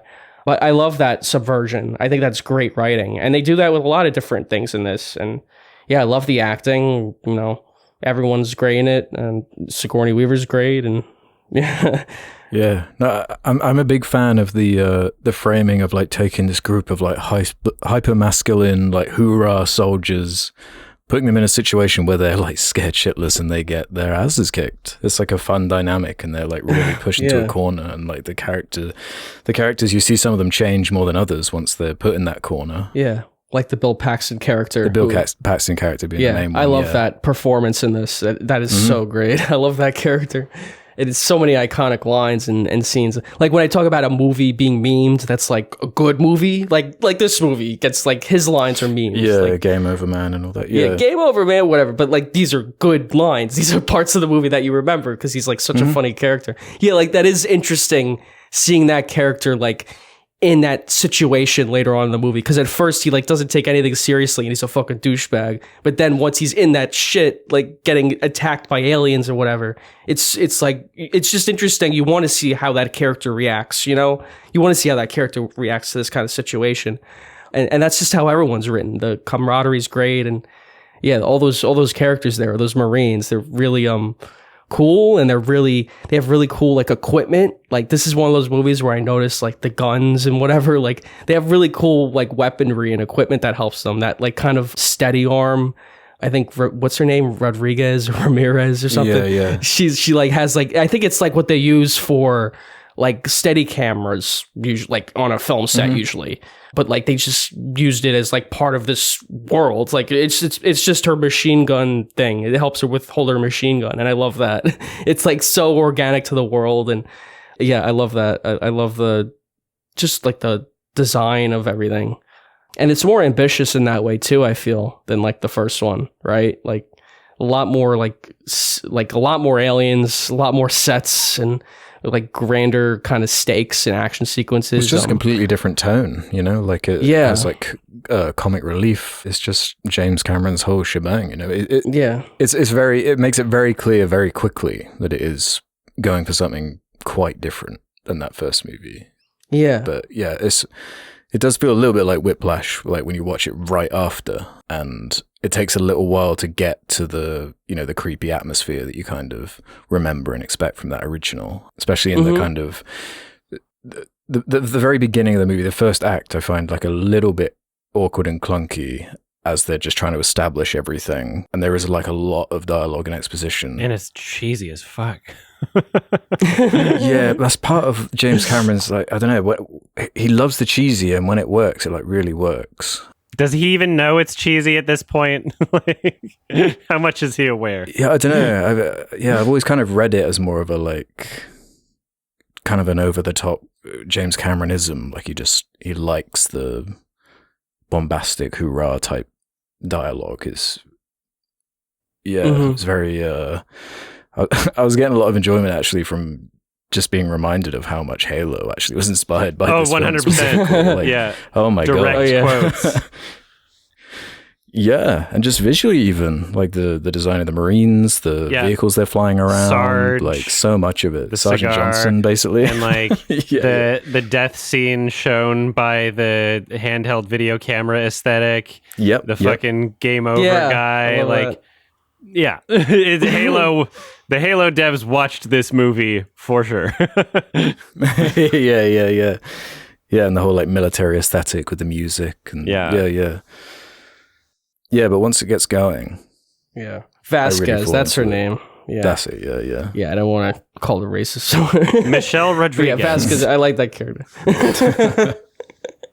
And when they remake Aliens, that's who they'll get to play that character. They'll get Michelle Rodriguez. Yeah, he's already put her in Avatar, so right. Yeah, exactly. James Cameron has two settings: water and space marines. You know, his last film, he got to do both. There's a little both in this film too. Actually, there's water in this movie. They fall into the water. He finds a way to put it in there. It at this point, I don't know. It's like a fetish, right? Like when you just do one thing over and over. Can you have a fetish for He's got a fetish for water and space marines. He gets really to come hard in Avatar too, I think. I think that's what's going on. He's funny. He likes a broader appeal, doesn't he? He knows exactly how to get an audience really engaged with the set of characters, hence like the inclusion of Newt and stuff like that. And the Marines, and is just way more kind of cartoonish in that way. But I personally like it. I do appreciate how different it is to that original, because like we kind of see with like Alien Cubed where it could have gone, you know? It's like kind of the same movie again, but just worse in every way. Yeah, it's like dark and dry, and I don't like that movie really. It's like this one's like so much like it's corny, but it leads to like these really memorable scenes and set pieces that I like love and think are really fun, and that's not something Alien Cubed did. No, and I just love the concept. Like, okay, aliens, let's take the alien and make more of them. like call it Aliens. It's a great idea for a sequel. Like it's and it doesn't overdo the answers, to the questions that Alien left open. It like answers a couple things here or there, mostly the kind of Queen reveal being a big one. But that's like my favorite part of the movie is that whole climax and that insane puppet that they created. Yeah, massive puppet. Yeah, that looks sick. That thing. It was so cool. Yeah. Just this whole movie, I just kept going, that is so cool. It's like a movie, I mean, when I saw it as a kid, there's so many things I just like remember, so many scenes, and the pacing for it's great. We're talking about the pacing of the first one. There's like, this, I think it really gets going. Maybe after that first 20 minutes, it's a little slow, but like once it gets past that, like that exposition or whatever in the first 20 minutes, it like really, like there's a lot of great scenes like back to back, and it really kept up that tension for me. I was never bored. And it's even though I've like seen the movie before, I'm like, oh, this scene's coming up. Oh, this scene with like Newt and Ripley like, when they're stuck in the thing and they get locked in and they're trying to break the glass and the facehugger's like trying to get her. It's like, oh fuck! And then the next scene is like another great thing. And yeah, it's like constant. Yeah, once they prep kind of like the mission and get all the chess pieces in play to like get Ridley back into an environment where she has to interact with these creatures again. That's where I fall into like loving it a bit more. Like that whole mission where they're like trying to find where everyone is and they're finding like the lab with the face huggers in tubes and going into the dingy, they're going layers and layers down, but then it's like revealed that they can't use their explosive rounds, so they have to like collect all the mags up, and it just like keeps increasing the tension. They find that woman embedded in the wall and she's like the chest burster comes out. I found that really horrifying as a kid. That was brutal. There's things about this movie that I associate with like the overall universe of the franchise as a whole in a way that's not like bastardized or like, we think about the newer Alien films. It's like they added too much. This is a film where, they added a few interesting things and they explored the lore in a different way than the original showed, but it didn't feel so betraying. There was still a sense of mystery to it. You learned a bit more about like how these things function. It's like, oh, they have the queen and the eggs, and that's how they do the thing, and blah blah blah blah blah. But it still functions, right? It doesn't ruin the original. It's nice and complementary in terms of what it adds to the universe. I feel it's just taking the concept organic to its logical extreme.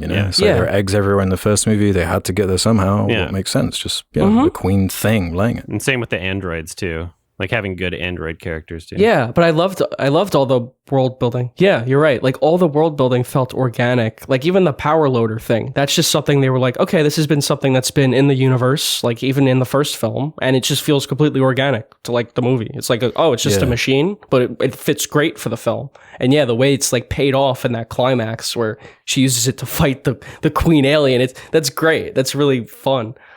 Yeah, lots of great setups like that. I love the lighting. It's very blue. It's another James Cameron trademark. It looks noticeably different, I think, than the other movie too. Big time. It's more of a James Cameron style.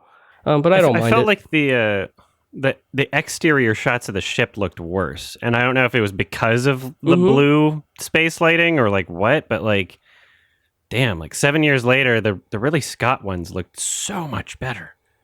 Yeah, there were some spaceship shots I noticed. Yeah, like even like 2001. Yeah, looked better. Yeah, yeah, it does. But like the models themselves were like. I do think the original does look better. Yeah, but like the actual like models and like the detail on like the models, I think was really well done. Like I think those spaceships looked great as far as like the design of the models themselves. Maybe like the green screen in the background or some of that stuff looked kind of corny, but I really liked the design of everything, and I really liked the sets. That stuff was all like excellent. I love the colony.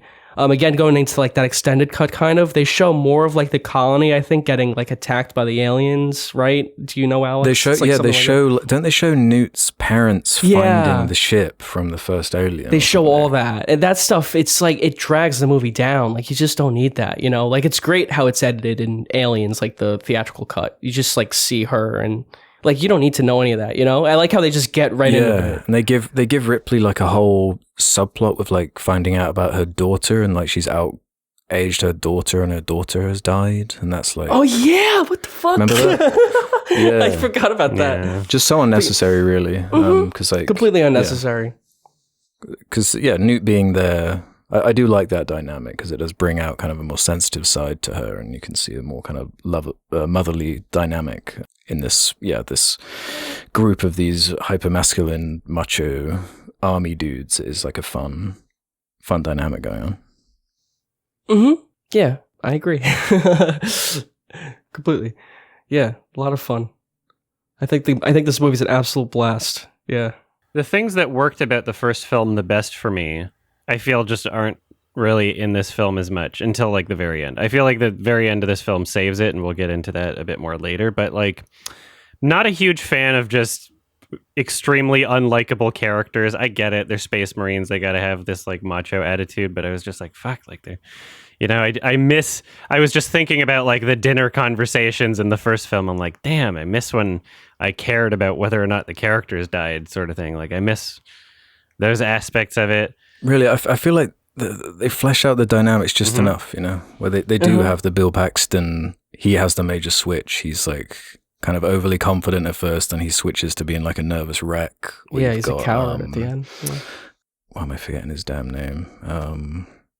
Like the lead, Michael Biehn. Yeah, he's got some nice little characterization moments. Or the guy, their like military leader who's only like run the simulations and doesn't know what he's doing, and they don't really trust him, and he's like sweating as their combat dropping, and then it like shows what Michael Bihn's up to, and he's like asleep, and it like just implies that he's seen a lot, and he like just doesn't care, and he's, you know, I feel like there's a nice amount of like subtle characterization for the main crew going on. Yeah, I agree with that, and it kind of makes the Bishop character like more likable because it's in like relation to the Marines, I guess, because he's like a little more sympathetic. Yeah, and Bishop has that good line about the androids from the original Alien. I love that model. Bishop. Always was a bit twitchy. Yeah, Bishop's a great character. Yeah, Bishop's the most likable character in this film for me. I think that's intentional, kind of like the Michael Fassbender character in Prometheus. Like, yeah, they really wanted you to like humanizing the non-human characters and kind of making the human characters, you know, kind of unlikable. I think that's something like a James Cameron hallmark almost at this point. Yeah, definitely. Yeah. But yeah, I like Bishop too. I like when he gets ripped in half. It was very unexpected when I first saw it. I was like, holy fuck. That looks amazing. Oh yeah, that's the way that's achieved. An incredible shot. That was fucking incredible sick. shot. Yeah, absolutely amazing. Great reveal. Yeah, the ending is awesome. Yeah, the entire ending sequence saves the movie for me. And when I say saves, I mean it brings it up a rating, like 1 point. Because otherwise, like, I hate to be another Debbie Downer, but I was going to say Debbie Downer. Go for this it. movie as a whole really does not work for me. The shots are like way too close and tight. I don't really feel like I'm experiencing much of the visuals. Like, I love the set design. You know, I love a lot of what's happening production-wise, but like, it just doesn't show it properly for me, and I'm always feeling this sort of like, God damn, it's like a little too claustrophobic, especially after just having watched the first film. I hate Newt. Newt fucking sucks. Newt's like so annoying. Child actors just at first in the movie when they're just like, okay, she's not going to talk, it was fine. But then second half of the movie, all she does is fucking scream like an idiot. And just like, I don't believe her screams. They're like held back. She's like smiling essentially as she's doing it. That part where she's like slowly falling down the hamster wheel, like, I was laughing. It was so fucking, she's so absolutely irritating. I cannot stand Newt at all. And the fact that she's essentially just there to act as a stand-in for the cat in the first movie of like, oh, she's got to go back for the thing, for the little innocent thing that she's got to go back. You can't explode the ship just yet. It's like, fuck, you know, I cared more about the cat than I did about Newt. Like, Newt's just, I just wanted you to die, you know, like, fucking die, stupid kid. And then if you're just going to scream the entire time and act like an idiot, like, how am I supposed to believe that you're the only survivor on this ship? Like, really? And that's all you do is you go, ah! Like, fuck off. You'd be dead in a second. You know? Yeah, didn't buy it. I don't really blame her in the moment where she falls down the little hatch thing, because that's the sacrifice moment, right? And the like explosive goes off and she goes flying down. loses her balance. Yeah, that was so funny. Yeah, I see what you're saying. It's got her moments. Yeah. The performance associated with that was really bad, though, is what I'm saying. Like, in that moment, I'm not saying, like, oh, yeah, I don't like that the character fell. She should have had better balance. I'm saying, like, I didn't believe a second of the performance. And it just, right. You know, like, you're just child actor in the Space Marine movie.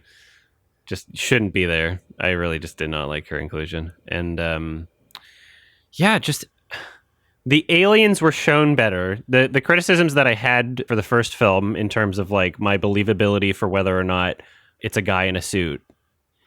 I feel like the way that the actors in the suits were moving in this were overwhelmingly, for the most part, like a lot better. Like they were moving more alien-like. They never did that weird like pose. I'm in a musical theater production thing like that. Never happened. And then there's nothing really like that. Yeah, I think the effects in this one are better than the first one. As far as just the entire effects, last 15, 20 minutes of the movie, where we have the Queen alien and just like holy shit, like that thing's huge, and there's no. It's like I don't have a firm grasp by watching any individual shot over like what's happening mechanically to make that move or how big it is or how it's being cheated.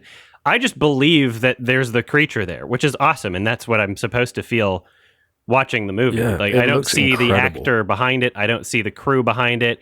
That's like some of the best creature effects ever. Like that fucking Queen alien. Holy shit. That makes the movie just so much better. If that wasn't in the movie, I would not be feeling positively about it at all, really. Yeah, it's like the ultimate payoff because they like sow the seeds early on where they're like, what laid those eggs, man?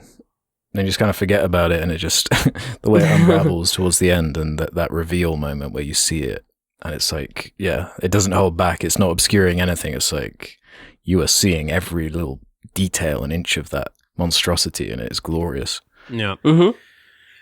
Yeah, not a fan of the cheesy tone and just the way that everything's shot. Like for everything but the last 20 minutes for me, it was just like really bland, like James Cameronisms, and just not feeling it. Not didn't feel special, and was just kind of like, after I've seen him do the same thing so many times now too, it's kind of like it's worse retrospectively after having seen like Avatar 2, you know. Whereas for me, this is like, for me, this is more where it belongs, you know. It's kind of like the most 80s movie imaginable, you know. It does have the corniness, it does have all of this over the top kind of nature, and I do like it for that. I like the contrast. I think I'm more with Ralph on this, where because if it was either going straight to Alien 3 and Resurrection and these type of things where they were kind of more trying to go towards that first movie again, like, they've just never been able to recapture it. So it's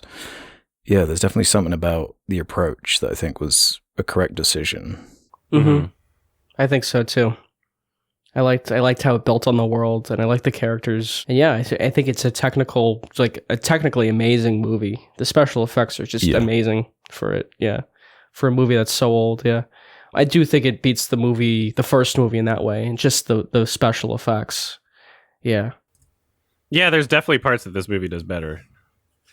Just what I love the most about the first movie is not in there. It's just like the look of the creatures. I'm like, you like really believe it. And even just like the kind of saliva, or, you know, like the whatever guck comes out of its mouth. It's like really gross. And I like that. It's like very believable. I think that's like an extra detail that they like, you know, really included that I think really makes it more gross and feel more like a real creature and not like a puppet. It's like this mucus almost, and it's like, you know, it's very gross. Yeah, it's a great movie. I don't know. I like the corniness. I don't mind it. It doesn't betray the intent to me. It seems like pretty early on it kind of establishes what it's trying to be and trying to do. And while I do think the original Alien is superior, I do like that this exists and there is this kind of interpretational angle of it. So the things that we haven't mentioned, like I do like that character of Burke, the kind of antagonist, slimy corpo guy. And it brings out that really good line that Ripley has where she's like, I don't know who's worse between like us and the aliens. You don't see them fucking each other over for a percentage and this kind of stuff. I did like that. And I like they made that traitor character who like works for the company, a human this time, instead of the android, because Sigourney Weaver's character, she's like looking this way, meanwhile this guy's gonna fuck her over, when she's not looking, and that's great. Yeah, it shows you like her flaws. Yeah, that too, like she's a flawed character, and that makes her interesting. And yeah, the way like her and Bishop like become kind of friends at the end, it's a good payoff as well. Yeah, just a lot of good stuff here. A lot of good writing. I don't know. I like this movie. I love this movie. I shouldn't say I like it. It's kind of like underselling it. Should we get into ratings?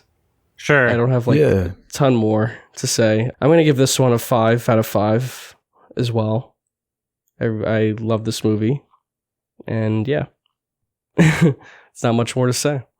Yeah, I'm a tad below. I think for like an action interpretation of that kind of first Alien movie, I think it's great. I really like places they take it, and man, yeah, we've gone on about that Queen section towards the end, but that really does make it like that. It is such a good sequence. All of that seeing all the eggs and aiming the flamethrower at them, and the xenomorphs like retreating. That's more what I wanted. Yeah, that's more what I wanted from the conclusion of The Thing than like I got, because that became like a stop motion effect. This is like more what I wanted from that conclusion, because this is like truly like spectacular. That's a great, you're right, great set piece at the end. Yeah, I will always just treasure that tone and slow plodding atmosphere of that original. I don't really find this movie scary in the same way, really at all, to be honest. There's the one scary scene with the woman embedded in the wall, and the whole kind of egg thing is creepy, but it is much scarier the way it's kind of handled, and I feel like there's just a bit more depth to that original movie. But this is a fantastic 80s action movie, one of my favorites.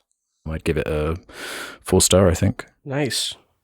I just wish the child actor drags it down a lot, when they're in the face hugger scene, like, help me, let me out. Like, she's not even hitting the fucking window, She's like tapping it. She's like, help me, help. Fuck you. I hate it. Stupid dumb kid. James Cameron's a fucking hack. I hate him. I'm sick of his shit. 6 out of 10. Just like, but the ending's great. Like, there's a lot that I like about this movie, but I just fucking, holy shit. I'm so sick of his shit. I think that retrospectively, in the context of like his filmography, it made it worse for me. And I'm hoping that doesn't happen to the Terminator movies, because I'd like to revisit those. But this is just, I fucking don't. I'm liking James Cameron less every day. Yeah, there is something about him. He's kind of he's a character. He's quite a cocky. He's always pushing. Mm-hmm. He's always pushing, especially like the technology and the scope of things. That's kind of, and pushing your buttons in particular. Yeah, like, I quite like it though. I think even like Avatar 2, like I know you hate that movie, but that movie's kind of like ruined a bunch of other like big spectacle movies for me, just in terms of just visually. Yeah. Like that new Ant-Man movie? Holy fuck. Like, yeah. Like you look at the visual effects in that, you're like, holy fuck. Yeah. Like it's like comical in comparison. It's like it's like leaving the Matrix, It's like you feel like you're like there's like a new standard now. And that's what he always does with his movies. That's why I like him too. It's like once he makes a movie, like a lot of people shit in Hollywood, they're just like done. Like they're just like over. Like when the first Avatar came out, and there was like all these visual effects spectacles coming out, they were just like done after Avatar, because like you can't compete with like what he did. Seeing any water movie like Little Mermaid looks like shit. Like that's not even out yet. We had water scenes in a couple other big movies. And it was just like Black Panther 2. Yeah, exactly. But it's just like he put a lot of time and work into that. Or not just him, his team obviously, but he at least fought to have time to make the movie look good. And it shows. Yeah, right. Like at least he cares in that respect and pushing those boundaries, right? And that's why I've always respected him. And Ridley Scott too. I think they both have good track record of stuff. Yeah. All right, I guess. Question time. Woo. Okay, let's do a couple questions here from the Sardonicast community. Head over to the suggestion thread on the subreddit if you want to leave questions for future episodes. Let's do this one. This was the most upvoted comment from BBD4116. What was the incident at your high school? I've got one if you want to think. Quite weird. I don't know what you guys would call them. We don't call them high schools. I was in sixth form, like 16, 17. And on Leavers Day, a bunch of people like painted the sheep that were like on site. There was like an agriculture like part of the school I went to. So there were like sheep in like a field. You had sheep at your school? Yeah, I know. It's like the most country thing ever. But, yeah, that is. Yeah, on Leavers Day, like a bunch of sick formers like spray painted the resident sheep nice and bright, and that was one of the incidents of mine. That's funny. I don't know if I have one. Maybe my school is just really lame. My class. Really, no shit in a urinal or anything crazy like that. Like. I don't know. I don't think so. Like the toilets got so bad at my school, they had to like put up like cameras on the outside so they could try and figure out who keeps like shitting. Yeah, it was fucking foul. Yeah, it was bad. That's funny. My God. Yeah, I guess I just went to a good school. I think my high school was like a repurposed prison because like it had no windows. Yeah. It was weird. That's impressive. Yeah, it really was. Yeah. It's like how my mom's school was in like Queens. She'd tell me there were like bars on the windows. It was like prison. It was like I didn't go to school there. Bars on the windows. Literally no windows. Yeah, it's like fucking prison. Yeah, yours had no windows. I don't have like a there's something that I thought was kind of like a high school thing, but I guess it really wasn't because I guess the guy was out of high school by the time this happened. But I'll tell the story anyway, just because it reminded me of this. But some people that I went to high school, so there's this filmmaker from Edmonton that made like some like indie stuff or whatever. Like he might have gotten into a festival or something before, I don't remember. But he wound up, I guess, getting inspired by like Dexter. Oh no! And being like a sicko. He like held auditions for like a thing and just like murdered people. Like he would, yeah, you can look this up. It was like he would tie people up in his garage and be like, pretend like he's filming a scene. Like, oh yeah, this is like an indie thing. It's just like me filming like a thing.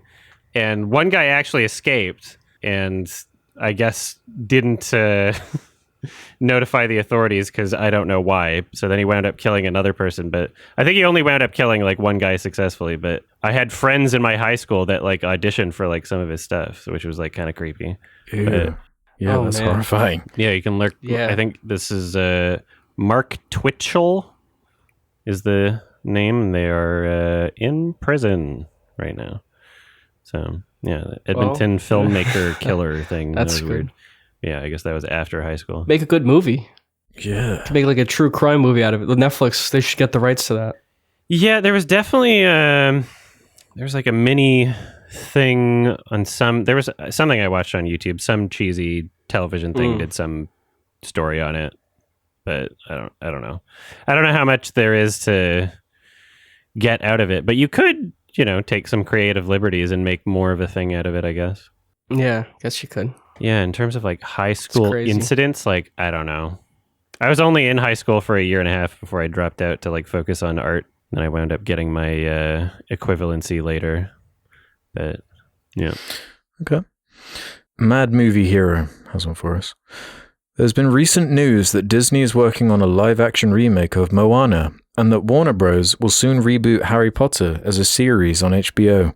Given the fact that Moana and the original Harry Potter films came out not that long ago, what do you think about this situation?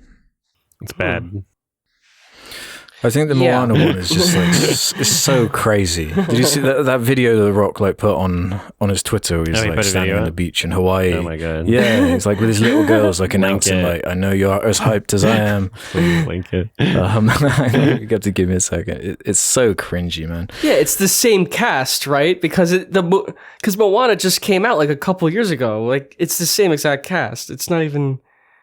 So like what's even the point? Yeah, isn't it like 5 years or something? What's the point? It makes no sense. Like, what can I say except this is lame? Yeah, it's really like, lame. Why would they announce that? Why would they not do a sequel? I think the Harry Potter one's really lame. Like, I wonder how that's going to go. I wonder if these live action versions are just cheaper to make than the animated ones. And now they're like, well, why not? Yeah. And like, you don't have to come up with any like ideas or writing. This announcement, oh my god. Oh yeah, you just copy the same movie. It's such a cringe announcement. What is with this like epic action music as he's announcing this, like just holding his daughters, like this big burly man as they're just like chilling on the beach. I'm watching this shit. Oh my god. The comments are like, every year that passes by, Hollywood's reputation sinks further. People seem to be turning on the Rock a little bit, it seems. Sorry, I'm just reading the comments. They're fucking roasting it. I mean, it's like the official announcement. Which is deserved. It's embarrassing. Yeah, come on. Like, it's so uncreative. Like, people fucking hate these live action remakes. Like, does anyone like them? I haven't heard a single positive thing. They are continuing to be successful. Is the problem? Yeah, because I guess Little Mermaid's gonna make money. Like, guarantee fucking to you, the new Little Mermaid movie coming out in like 2 months is gonna make money. It probably will. It's not only gonna make money for that movie. Do you think so? That was what Lady and the Tramp and Pinocchio were like. Lady and the Tramp was a dump onto Disney Plus, right? I don't know about Pinocchio. Yeah. Those were both dumps. And Pinocchio was too, but they had like Tom Hanks in it. Yeah, so I don't know, but like these. They're all dumps, though. All these movies are dumps. But even so, like, I'm willing to bet that they were still profitable, because every time that you release one of these live action remakes, it's essentially also an ad for the original, and enough people like the original that even if you hate the live action remake and you're like, I'm going to protest this, I'm just going to watch the original, you're still rewarding them for creating the live action remake, because what they've done is they've increased their sales by making it, because you were reminded of the original and it served as an ad, right? Yeah. So people are going to be like, oh, Moana, right? It's news about Moana. I'm going to rent Moana on video on demand. Mm-hmm. Like, people are going to be watching the Little Mermaid. Even people, whether or not they're excited for the new Little Mermaid, are going to be watching the old one. I'm going to watch the old one before I watch the fucking new one, like... Yeah, I watched Pinocchio after the new Pinocchio. Exactly. Just because I had to cleanse my fucking palate. Like, shit. I think they're all profitable.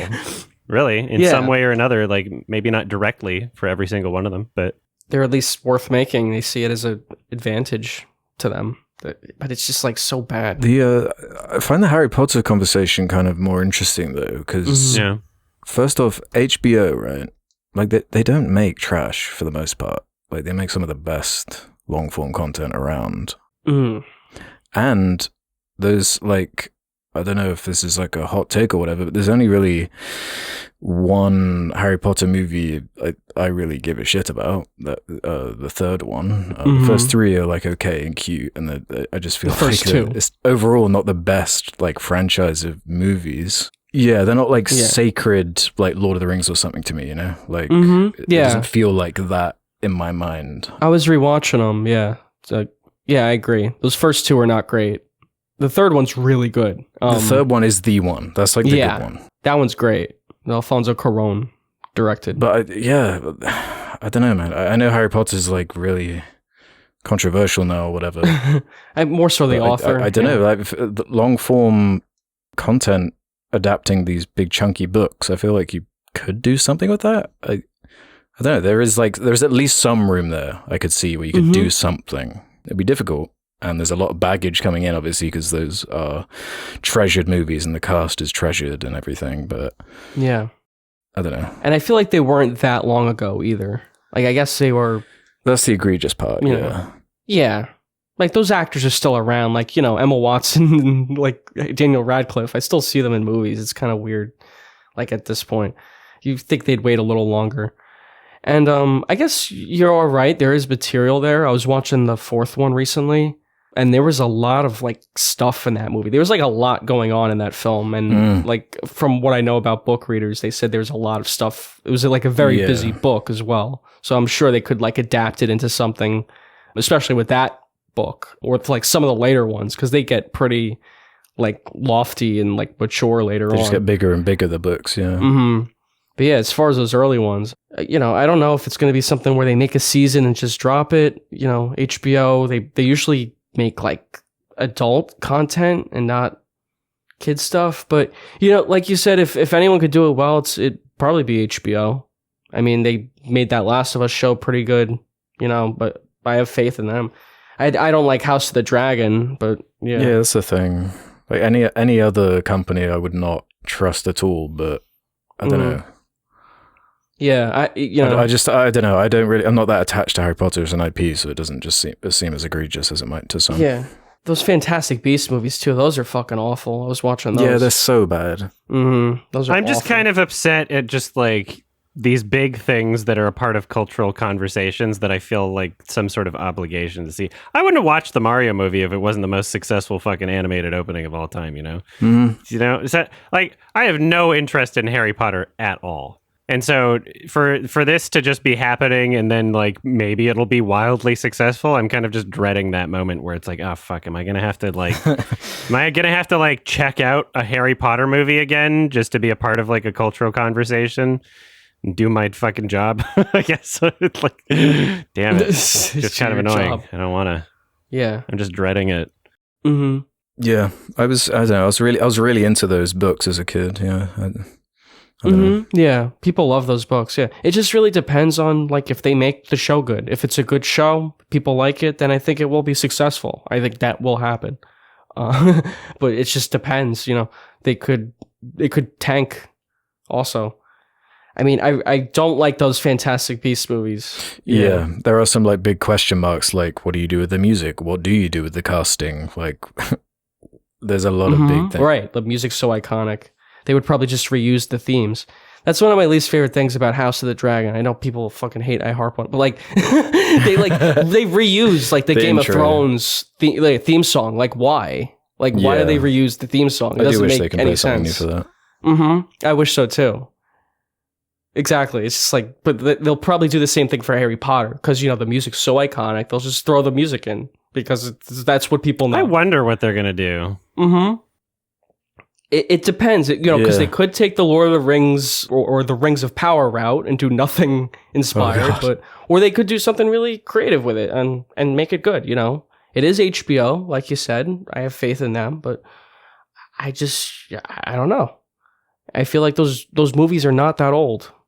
They're not that old. Like, you could watch them all. I don't know if I just have faith in HBO just like that, though. I don't know either. Especially after the merger. Yeah, that too. And I think that's part of why they, like, greenlit this as well. It's probably 100% why that's happening. Like, the Harry Potter movies aren't, like, not selling right now. Like, you go on a fucking airplane, you see all fucking 7 or 8 Harry Potter movies just constantly there to watch. Like, Max. Okay, these are still getting, like, residual passive income, clearly.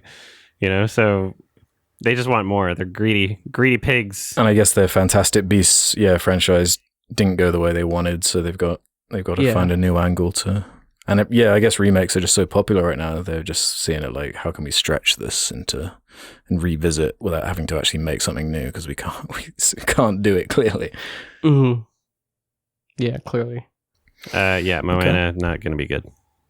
Fuck the rest. No, fuck that entire project. So stupid and annoying. Should we do one more here? Let's do it. Sure. We could do, Albino Basilisk says this.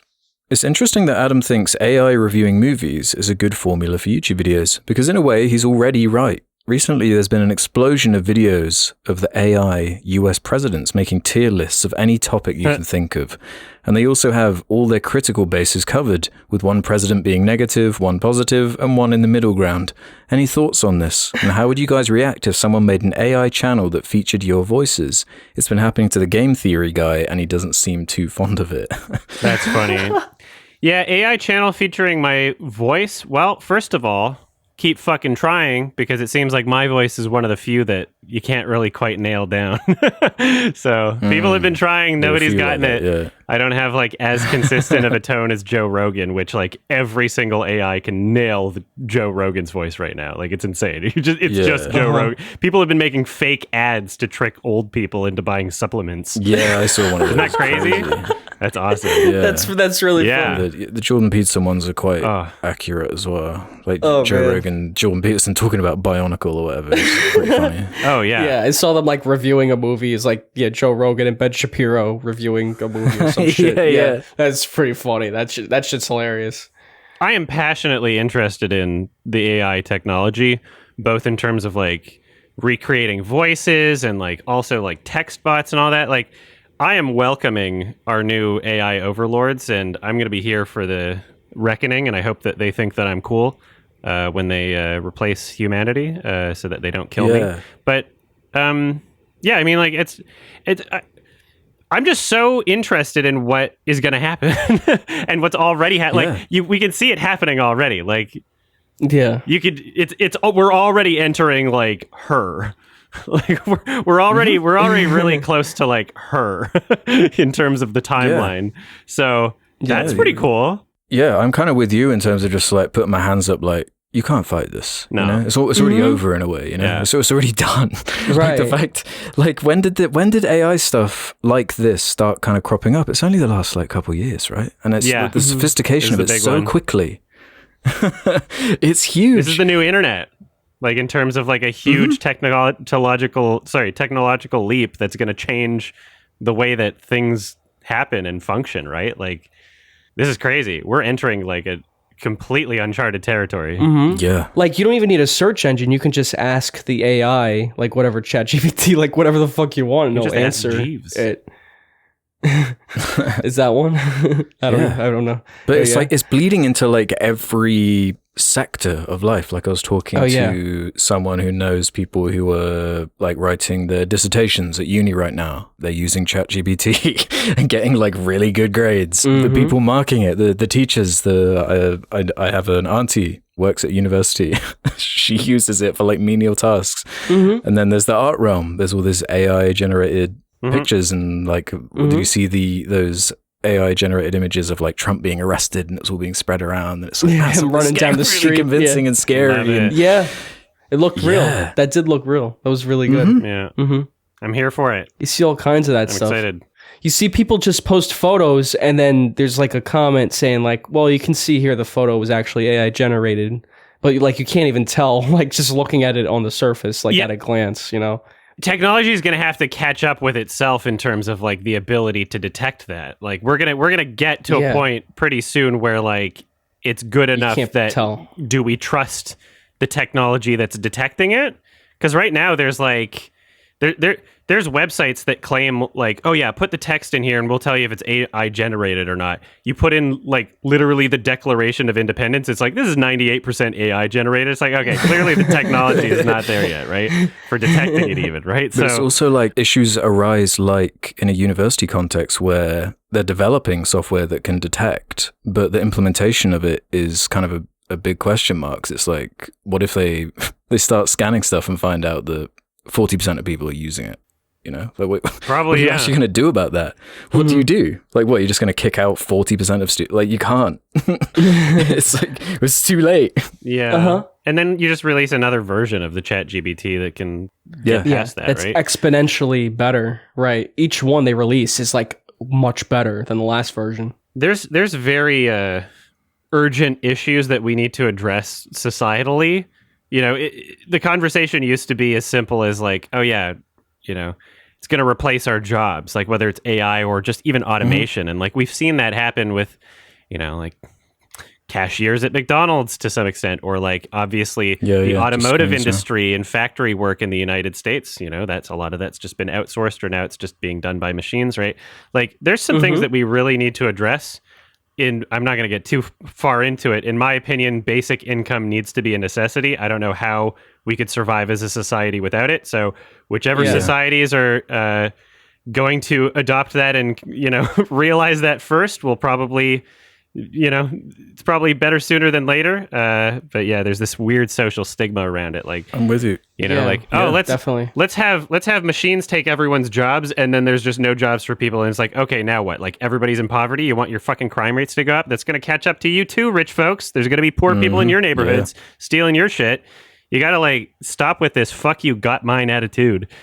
That fucking it's just. There's also like other angles of like the ethical implications of like what we're doing. Even, you know, like they're getting sophisticated to a degree where it's like, if we're making something we don't properly understand, and like we can't, how do you accurately measure like what a consciousness is or what life is in that way?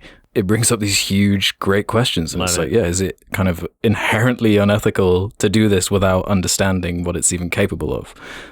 Yeah, it's really crazy. It is her. It is sci-fi just becoming reality before our very eyes. And man, just thinking about just in this field, like with movies and content like that, man, the doors are.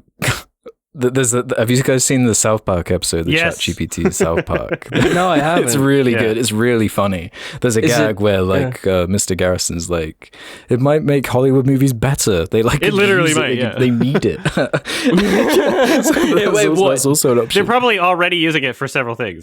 Yeah, I would not be surprised. Like you want to think that AI isn't at least being consulted on scripts? You're crazy. Oh yeah, you think they're not using that technology in any way? Like, remember we covered this like 2 years ago.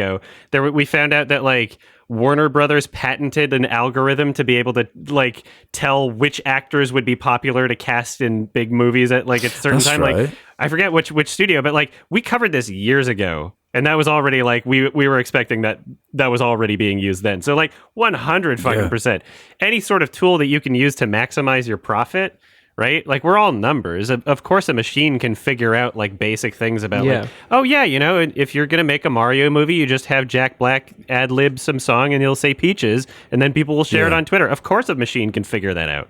You know, like, it worked. I think Illumination's been an AI this whole time. Oh, yeah. In its infancy. Yeah, it's like the HAL 9000.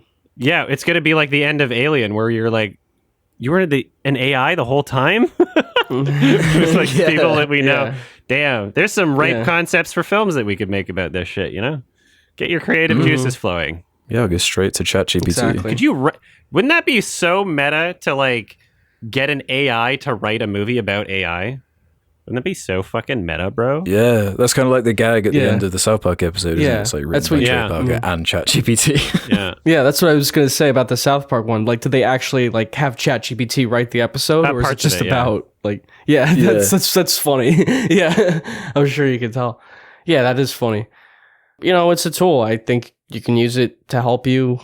You know, it is kind of like having a personal assistant in a way. Like, it helps you write notes and whatever. Yeah. It could be very dangerous. It's not going to change like my thirst for the types of movies that I'm interested in, because like whether or not it's an algorithm or, you know, a board of executives or like, you know, fucking what's the word? Focus group. Like whether or not it's any one of those things, currently big studio movies are deciding what's going to appeal to the widest market possible. Regardless of whether or not it's an AI deciding that, I'm still not really a part of that group. For like, I don't really find myself being appealed to with the Mario movie or, you know, insert whatever thing is popular in theaters right now. So it's not really going to change my experience, but it's going to change the landscape. And I think it's going to be really funny.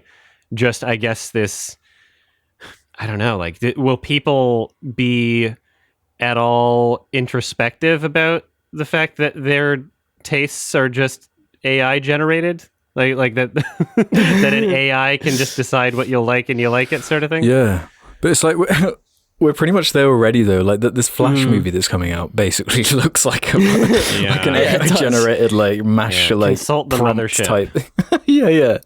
Yeah. These things are not that complicated to figure out. Yeah, so I guess it's like why we say AI generated. It's like the most basic shit, but it's like because people are so uncreative now. It's like, all right, just throw in Batman and Flash and we'll make money. It might become such a standard where bragging that the lack of AI involvement might actually be like a niche or a marketing arm at some point. Yeah.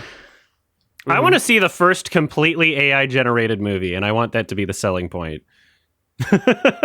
It's so dystopian now that I say it out loud, but like, yeah, I'd say there's that AI generated Seinfeld. Oh, that was funny. It's like, that was funny. Yeah. I think it made some kind of inappropriate joke and it got like banned on Twitch. It was so funny though. You can find it on YouTube. It was like kind of a transphobic joke, but it wasn't really. Sure, but it was just funny that an AI said it and like, I got the irony. And it got in trouble. They banned the AI for a few weeks. Yeah. Damn, it was so funny. Making inappropriate comments. That was like the funniest thing that they had ever said. It was a really good joke. Yeah. Because it just the funny, not funny, ironic nature of it, you know? I love that shit. We're in a weird point in time, and that's reason to keep on living, really. so interesting what's going to be happening in the future. Yeah, I'm getting my deck chair out and I'm ready to watch. This will either be the beginning of something special or the beginning of the end. Probably maybe both. Yeah. We might spiral into something that's out of control, although arguably we're already in that, and we always have been to the beginning of time, and free will is an illusion. And that's my answer to that question. Wow, very deep. Yeah, good question to end on. Yeah. I guess we got a wreck. I think it's mine. Yeah. Is it yours? I think it is. For us? La Haine. I don't think any of us have seen it, and I think I pronounced it correctly. Cool. 1995, Mathieu Kassovitz. It's on Criterion, and never seen it. A lot of people asking us to cover it. I didn't know what I was going to recommend, so I sent out a tweet while we were recording the episode, and there were a few that were on that one, and it seems like an interesting thing to check out. I have no fucking idea. Cool, yeah. My friend was talking to me about this just the other day. Okay, cool. Recommending it to me. And I like Vincent Cassel, actually. So, all right, if you don't want to be spoiled, everybody, for La Haine, if I pronounced that correctly, 1995. Watch it before the next episode's out of this podcast.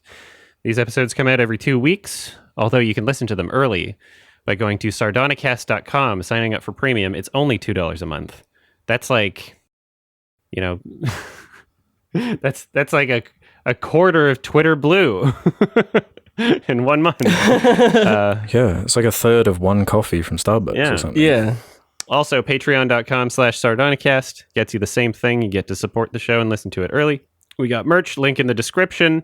There's also a Sardonicast highlights channel on YouTube if you want to listen to some specific clips or moments from the pod or whatever. Anyway, have a good Shrek or whatever or something. Happy Shrek. Yeah. Bye. Yeah, hit the question block. Yahoo. Yahoo. Happy. Damn. Yeah. Chat GPT. Bye, everybody. Bye-bye. Bye.